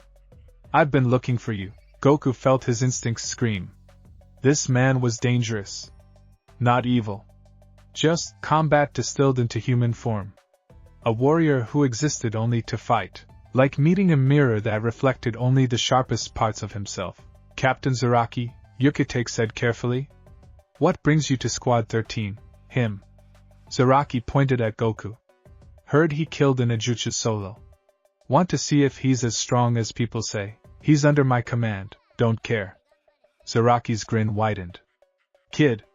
You and me. Right now. Let's fight. Every instinct Goku had learned screamed at him to refuse. This man would kill him. Not from malice. From enthusiasm. Every instinct he was born with screamed to accept. Okay, Goku said. Goku, no, Yukitake started. Too late. Zaraki's spiritual pressure exploded. The courtyard cracked. Soul Reapers scattered. The sheer weight of his Ryatsu was like standing under an ocean. Goku's own pressure answered. Not as refined. Not as controlled. But just as massive. 2 mountains of spiritual energy collided. The courtyard shattered. Yes. Zaraki roared. That's what I'm talking about. He drew his sword, a chipped, brutal-looking thing that screamed violence, and charged. No technique. No finesse. Just pure, overwhelming aggression. Goku met him. Their blades collided. The impact crater was 15 feet wide. They separated. Circled. Zaraki was laughing like a madman. You're not blocking properly. Guards too low. Stance is all wrong. He attacked again. But you've got power. Real power, Goku defended desperately. This was different from the Ajuchas. That had been tactical. Strategic. This was chaos. Zaraki attacked from every angle, no pattern, no predictability, just endless, relentless violence. Saiyan no Senshi couldn't adapt. There was nothing to adapt to. Zaraki didn't have a style. He was the absence of style. Pure instinct weaponized. Fight back! Zaraki demanded. Stop defending! Goku found an opening. Attacked. His blade traced toward Zaraki's undefended chest. Zaraki took the hit. Saiyan no Senshi bit into flesh. Drew blood. Zaraki's grin somehow got wider. Yeah. Yeah. Do that again. They clashed for real then. No holding back. No testing. Just two warriors who lived for combat, meeting in the middle, trying to break each other. The courtyard became a war zone. Stone pulverized. Buildings collapsed. Squad 13 members evacuated, watching from a safe distance as their third seat fought a captain. Goku felt something awaken. Not new power. Old power. The joy of fighting someone truly strong. Someone who wouldn't break. Someone who matched him. He started smiling. Zaraki noticed. There it is. That's the face. The face of someone who loves this. Can't help it, Goku admitted between strikes. You're really strong. So are you. They broke apart again. Both bleeding. Both grinning. Neither willing to stop. Then, enough. The word hit like a physical force. Both fighters froze. Captain Commander Yamamoto stood at the courtyard's edge. His spiritual pressure dwarfed both of theirs combined. Ancient. Absolute. Unmovable. Captain Zaraki, Yamamoto said. Voice like grinding continents. Return to your division. Now. But we were just, now. Zaraki's grin faded. Just slightly. Fine. But kid, he pointed his blade at Goku. We're not done. Next time, I won't hold back. You were holding back? Course. Didn't use my Zanpakuto's name yet. He sheathed his blade. When we fight for real, it'll be glorious. He left. Flash stepped away, still laughing. Goku stood in the destroyed courtyard, adrenaline fading, realizing what had just happened. He'd fought a captain. Survived. Almost enjoyed it. Yamamoto approached. You fought well. Thank you, sir. You also destroyed Squad 13's main courtyard. Ah. Sorry about that. Zaraki destroyed 60% of it. You're responsible for the remaining 40. Yamamoto's expression didn't change. You'll help rebuild it. Yes, sir. Tomorrow.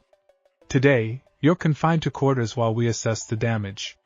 The old man turned to leave, then paused. One more thing. Sir, Zaraki respects strength. Now that he knows you can match him, he'll seek you out regularly. Be prepared. Is that good? For your growth? Probably. For the Suriidi's infrastructure? Yamamoto's eye twitched. Catastrophic. He left. Goku surveyed the ruins. Craters. Collapsed walls. One training dummy had somehow ended up on a roof 3 buildings away. Kyan walked over. Clapped him on the shoulder. Well, that happened. I think I made a friend. You made a recurring headache. There's a difference. That night, exhausted and bruised, Goku meditated. His inner world materialized. The endless battlefield. Dual moons. Spiritual echoes of past fights. Saiyan no Senshi waited at the center. You're getting stronger, the spirit said. That fight with Zaraki pushed you. He's incredible, Goku agreed. Pure instinct. No hesitation. Just fighting. He's what you could become if you lost your purpose.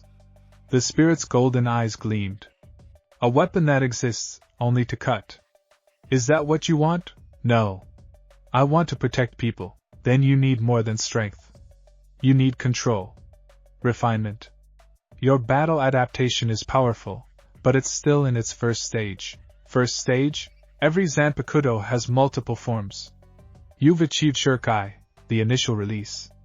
But there's more. Something beyond. The spirit gestured. The battlefield around them rippled. Bankai. The word resonated through Goku's soul. What's Bankai? The final release.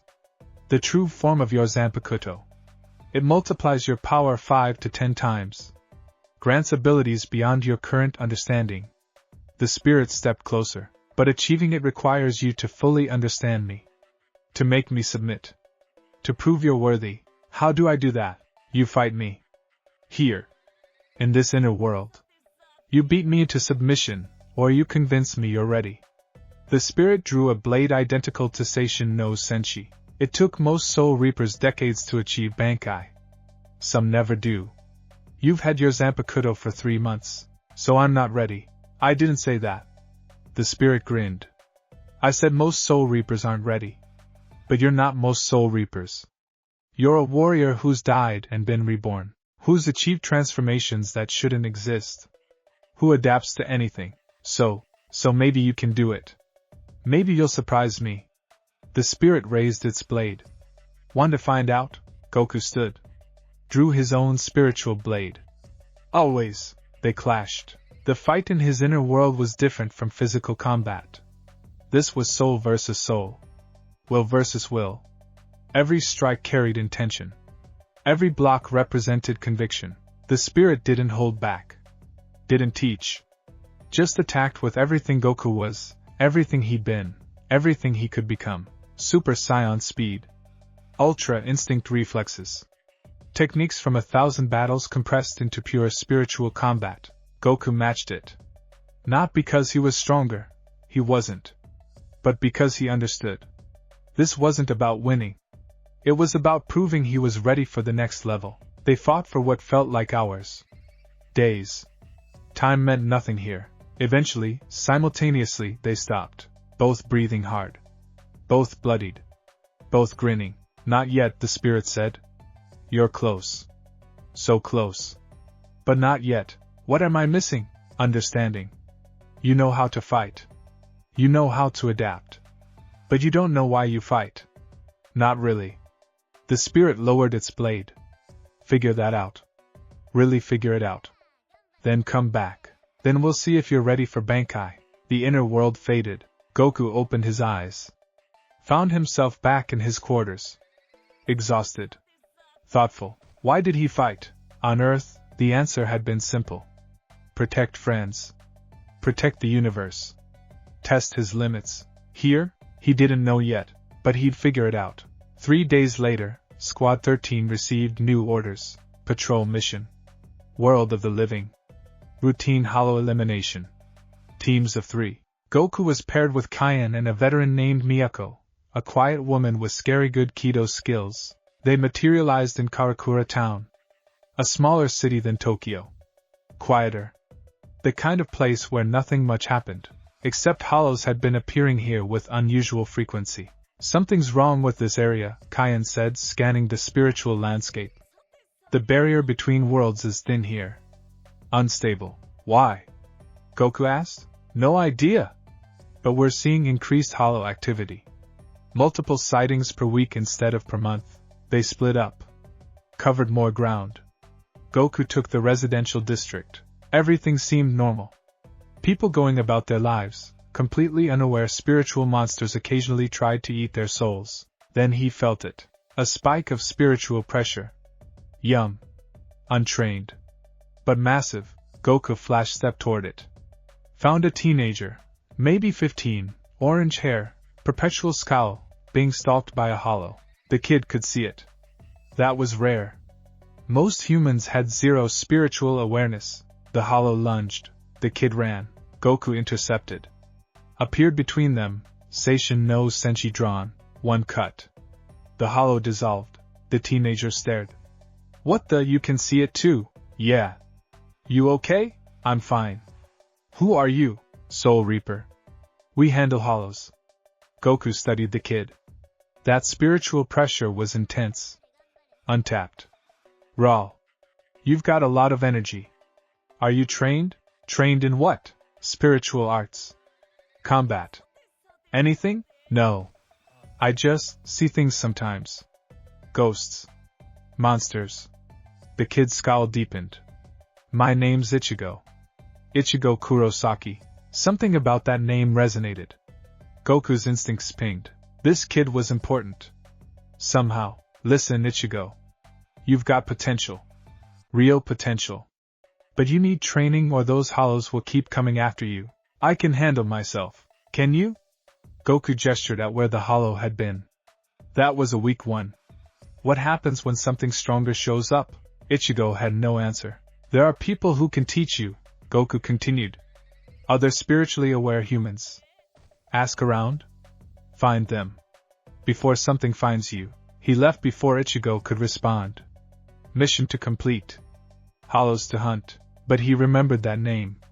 Ichigo Kurosaki. Instinct said they'd meet again. The patrol continued uneventfully. 3 more hollows eliminated. No civilian casualties. Textbook mission. They were preparing to return when Cayenne suddenly tensed. Do you feel that? Goku extended his senses. There. At the edge of perception. Something wrong. Spiritual pressure that felt twisted. Corrupted. What is it? I don't know. Cayenne's hand went to his Zanpakuto. But it's not normal hollow energy. It's something else. Something. The presence vanished. Just gone. Like it had never been there. Did we imagine that? Miyako asked. No, Cayenne said. Something was watching us. Something intelligent enough to hide its presence when detected. They returned to Soul Society and filed a report. Unusual spiritual signature. Possible new hollow variant. Required further investigation. The report went up the chain. Reached captain level. Captain Aizen read it with particular interest. Karakura Town, he murmured. How curious. Jin appeared beside him. Think it's related to our project? Possibly. Or possibly a coincidence. Aizen set the report down. Either way, keep monitoring. If Goku encountered something connected to our work, I want to know immediately. And if he starts investigating, then we ensure his investigation leads nowhere useful. Aizen smiled. He's powerful, but he's still naive. Easily redirected with the right pressure. You're playing a dangerous game. I've been playing dangerous games for a century, Jin. This is just another move. 2 weeks passed. Goku fell into a rhythm. Morning training. Afternoon missions. Evening meditation. Repeat. He fought more hollows, saved more civilians. Rebuilt the courtyard he'd destroyed, with Zaraki's help, which somehow resulted in more destruction. His control improved. Seishin no Senshi grew sharper. Battle adaptation reached new heights. Now the blade could predict attacks before they happened, countering techniques the moment they began. But Bankai remained out of reach. He visited his inner world nightly. Fought his Zanpakuto spirit. Always came close. Never succeeded. You're trying too hard, the spirit said after one particularly brutal session. Bankai isn't about force. It's about understanding. I am understanding. You're understanding how to fight. Not why. The spirit shook its head. Until you figure out your purpose, your real purpose, you'll stay at this level. Frustrating. But honest. Goku left his quarters one evening, needing air, needing to think. Found Renji waiting outside. Hey, the redhead said. Heard you fought Captain Zaraki. Yeah. He's terrifying, and you survived. That's impressive. Renji fell into step beside him. Listen, I graduate next month. Already got my division assignment. Which one? Squad 6. Under Captain Kuchiki. Renji's expression was complicated. Pride mixed with something else. It's a big deal. Squad 6 is one of the elite divisions. That's great, yeah. But it means we probably won't see each other much. Different assignments. Different duties. Renji stopped walking. Extended his hand. So I wanted to say thanks. For everything. For pushing me during training. For showing me what real strength looks like. Goku shook his hand. You're strong too. Don't forget that. I won't. And hey, when I achieve Bankai, we're having a rematch. Deal. They parted ways. Goku continued walking, lost in thought. Purpose. Everyone kept talking about purpose. Cayenne fought to protect the balance between worlds. Renji fought to prove himself worthy. Zaraki fought because he loved fighting. What did Goku fight for? He reached the edge of the Suriidai. Looked out at the Rakongai. Thousands of souls living their afterlives. Some peaceful. Some struggling. All depending on soul reapers to protect them. Something clicked. On Earth, he'd fought to protect specific people. Friends. Family. The universe was abstract. Too big to really conceptualize. Here, he could see the people he was protecting. Every soul in the Rakangai. Every human in the living world. Real. Tangible. Dependent on him and others like him. That was his purpose, not abstract protection. Concrete protection. Individual lives. Individual souls. He wasn't just a warrior anymore. He was a guardian. The realization hit like Beerus's palm. Sudden, undeniable, transformative. Goku flash-stepped back to his quarters. Entered meditation immediately. His inner world materialized faster than ever. Clearer than ever. Saiyan no Senshi waited. You figured it out, the spirit said. Not a question. Yeah. I know why I fight now. Really know it. Tell me. I fight to protect people. Not as a concept. As individuals. Every soul matters. Every life deserves defending. That's my purpose. That's who I am. The spirit smiled. Actually smiled. Finally. Took you long enough. The battlefield trembled. The dual moons blazed brighter. The spiritual echoes of past fights converged, forming a single point of light. Draw your blade, the spirit commanded. Goku did. Now. One last time. Fight me with everything. Show me you're worthy of the next level. They clashed. This time was different. Goku wasn't fighting to win. He was fighting to prove his conviction. Every strike carried his purpose. Every block represented his resolve. The spirit matched him. But gradually, something changed. The spirit began to fade. Not from defeat, from acceptance. You're ready, it said. You've proven yourself. Your heart. Your will. Your purpose. Does this mean, say it. Say my true name. Goku understood. Not just the name. The meaning behind it. Saiyan no Senshi, he said.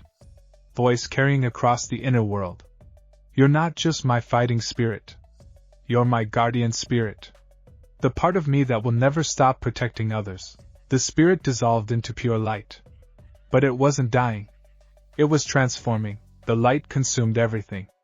Goku felt power flood through him. Not just increase, fundamentally change.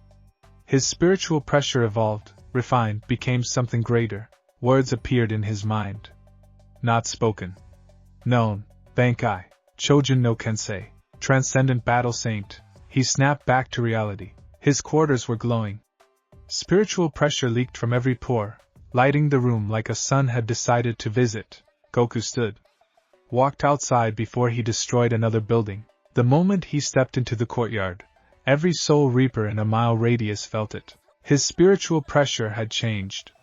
Evolved. What had been a mountain was now a mountain range. What had been impressive was now overwhelming. Kaian came running.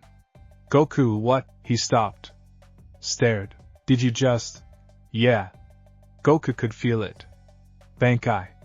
Right there. Ready. Just waiting to be released. I think I did. You achieved Bankai. Kaian's voice was awed. In 3 months.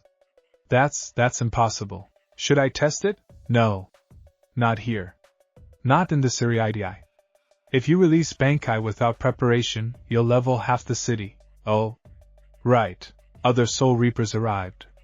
Including Captain Yukitake, who took one look at Goku's transformed spiritual pressure and actually sat down. Extraordinary, he breathed. I can feel it.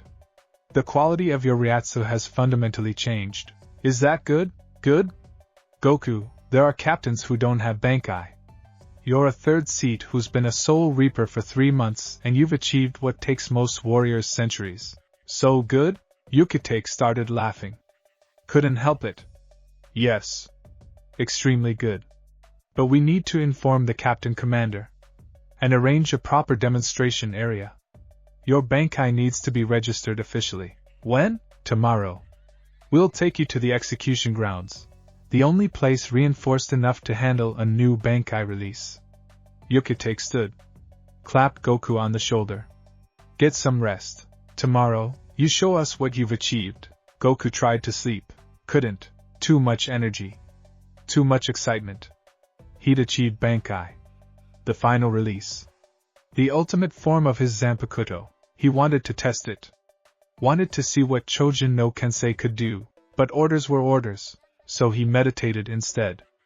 communed with Seishin no Senshi, or rather, Chojin no Kensei now. The spirit appeared different. Stronger. More defined. It wore white robes that seemed to shimmer with inner light. Its eyes blazed gold. Tomorrow, it said. Tomorrow we show them what we've become. What can we do? In Bankai, I mean? Everything you were. Everything you could be. All of it compressed into one form. The spirit's grin was pure confidence. Speed that transcends movement. Power that rewrites reality. Adaptation that predicts the future. And something more. Something that even I'm curious to see fully unleashed.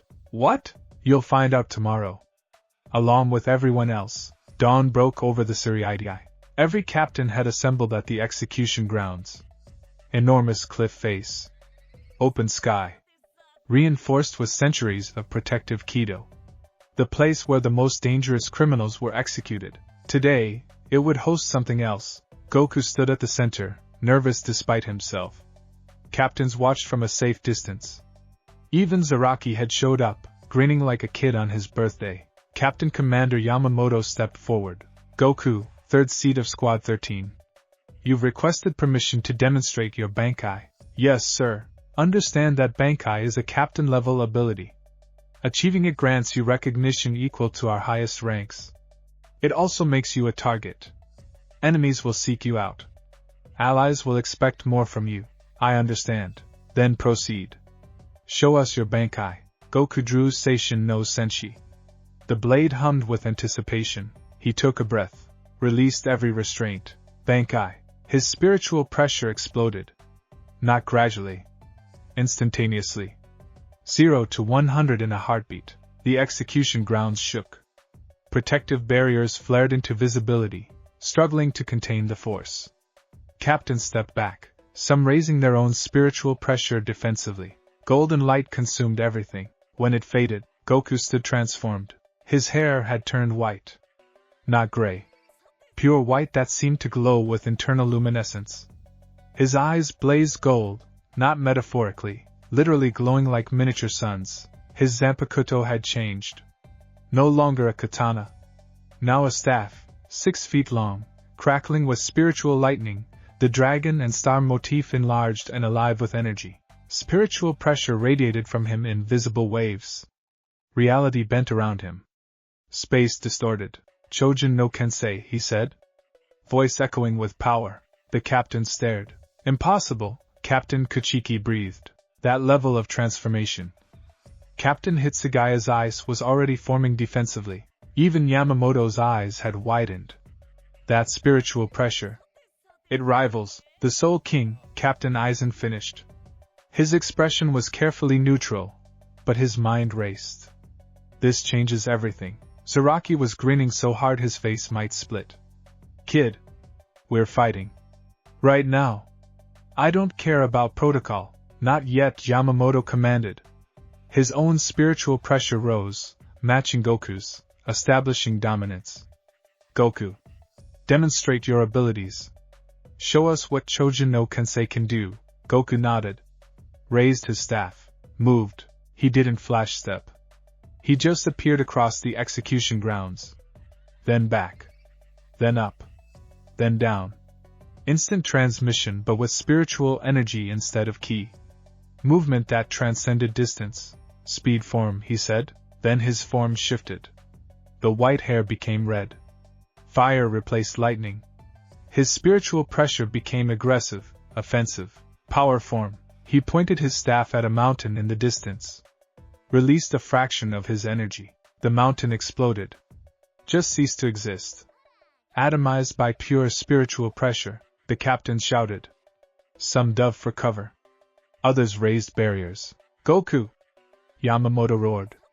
Control. Sorry. Goku's form shifted back. White hair. Golden lightning. I'm still getting used to this. What other forms do you have? Yukitake asked, voice shaking. I don't know. A lot, I think. Bankai is showing me possibilities.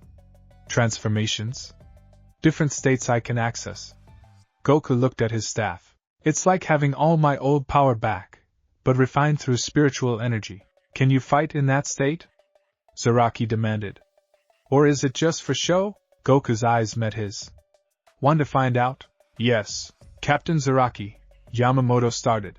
Oh, let them, Captain Kayaraka interjected. He'd been watching with interest, his perpetual smile wider than usual. We might as well see what the kid can do in actual combat. Besides, he glanced at Zaraki. Kenny's going to explode if we don't let him fight. Yamamoto considered. Then nodded. Brief engagement only. First blood. No killing techniques. Agreed. Zaraki was already drawing his sword. They squared off. Execution grounds trembling with their combined spiritual pressure. Don't hold back, Zaraki said. If you do, I'll be insulted. Same to you. Zaraki released his spiritual pressure fully. The ground cracked. The sky darkened. Goku matched him. Bankai flaring. They moved simultaneously. The collision created a shockwave visible from miles away. Captains reinforced the barriers desperately as the two warriors tore into each other. Zaraki fought like a natural disaster. No strategy. No defense. Just overwhelming offense designed to break anything in his path. Goku's Bankai adapted. Staff spinning, creating openings, predicting Zaraki's attacks before they landed. His transformations shifted mid-combat. Speed form to dodge, power form to counter, back to base form for balance. You're incredible. Zaraki laughed. Blood streaming from a dozen wounds. This is what I've been waiting for. You're amazing too. Goku was bleeding just as much. Grinning just as wide. I've never fought anyone who adapts this fast. They broke apart. Circled. Both warriors completely in their element. Then Zaraki did something unexpected. He grabbed his blade with both hands. His spiritual pressure spiked higher. Drink, he said. No, Zarashi. His Zanpakuto transformed. Became a massive cleaver-like weapon. His spiritual pressure doubled. He'd released his Shurikai. Now we're talking, Zaraki said. Your turn. Show me what else your Bankai can do. Goku felt Chojin no Kensei respond. Felt new possibilities opening. His staff began to glow. A new transformation. One he hadn't accessed yet. His form shifted. White hair became silver. Golden lightning became pure white. His eyes lost their color, becoming mirrors of infinity. Autonomous form, he said. Words coming from somewhere beyond conscious thought. Then his body moved without his mind. Perfect dodges. Perfect counters. Perfect attacks. His consciousness became a passenger as his body entered a state of pure instinct. Ultra instinct. Reborn in spiritual form, Zaraki's next attack missed. Impossibly. The blade passed through space Goku should have occupied. Goku's counter struck Zaraki's shoulder. Drew blood. First blood. Match over. Goku's form collapsed. Bankai deactivated. He dropped to one knee, gasping. Zaraki stood there, blood dripping, grinning like a maniac. That was perfect, he said. Absolutely perfect. Kid, you just became my favorite person in the entire Suriidii. Thanks, Goku managed. You're my favorite too. The captains approached cautiously. Yamamoto's expression was unreadable. Goku, he said. What you've demonstrated today, it's beyond exceptional. It's unprecedented. Is that good or bad? Both. Yamamoto's gaze was heavy. You now possess power equal to or exceeding most captains. That makes you an asset? It also makes you a target. Target for what? For anyone who wants to test themselves against the strong. For enemies of Soul Society. For those who fear what you represent. The old man's tone softened slightly. Your life just became much more complicated. I can handle it. I believe you can. But understand, you've just painted a target on your back. Be vigilant. Trust carefully. And remember that power without wisdom is dangerous. Yes, sir. The demonstration ended. Captains dispersed, talking among themselves. Goku could feel their eyes on him. Some admiring. Some concerned. Some calculating. Captain Aizen approached. That gentle smile in place. Remarkable performance, Goku-san. Your Bankai is truly exceptional. Thanks, Captain Aizen. I'd be interested in studying it sometime. Understanding how your abilities work could benefit all of Soul Society. Something in Goku's instincts pinged. Warning bells. Subtle. But there. Maybe, he said carefully. I'm still figuring it out myself. Of course. Take your time. Aizen's smile never wavered. I look forward to working with you in the future. He left. Goku watched him go. That feeling persisted. Something wrong. Something off. He'd have to pay attention to that one. That evening, exhausted beyond measure, Goku collapsed in his quarters. He'd achieved Bankai. Demonstrated it. Fought a captain to a draw. 3 months ago, he'd been a confused dead guy in the Rakangai. Now he was one of the strongest Soul Reapers in the Suriidai. The journey had been fast. Maybe too fast, but it felt right. Like he was exactly where he needed to be. Seishin no Senshi, no, Chojin no Kensei, hummed in the back of his mind. Satisfied. Proud. You did well, it said. But this is just the beginning. Your Bankai has forms you haven't accessed yet. Power you haven't tapped. We're going to keep growing. Keep evolving. Good, Goku murmured, drifting towards sleep. That's what I do best. Rest now. Tomorrow brings new challenges. Tomorrow always does. He slept. Dreamed of battles yet to come. Of threats lurking in shadows. Of a gentle smile hiding terrible intentions. Somewhere in the 5th division, Aizen reviewed footage of Goku's Bankai demonstration. Watched it again. And again. This complicates things, he said. Should we eliminate him? Jin asked. No. Too suspicious. Too many witnesses. Aizen's mind worked through possibilities. But we can use him. Redirect him. Make sure when the time comes, he's exactly where we need him. Far away from our actual plans. You're playing a dangerous game. I'm playing the only game that matters. Aizen smiled. And I always win. The pieces were moving. The board was set. And Goku, the Soul Saiyan, had just become the wild card that could tip everything.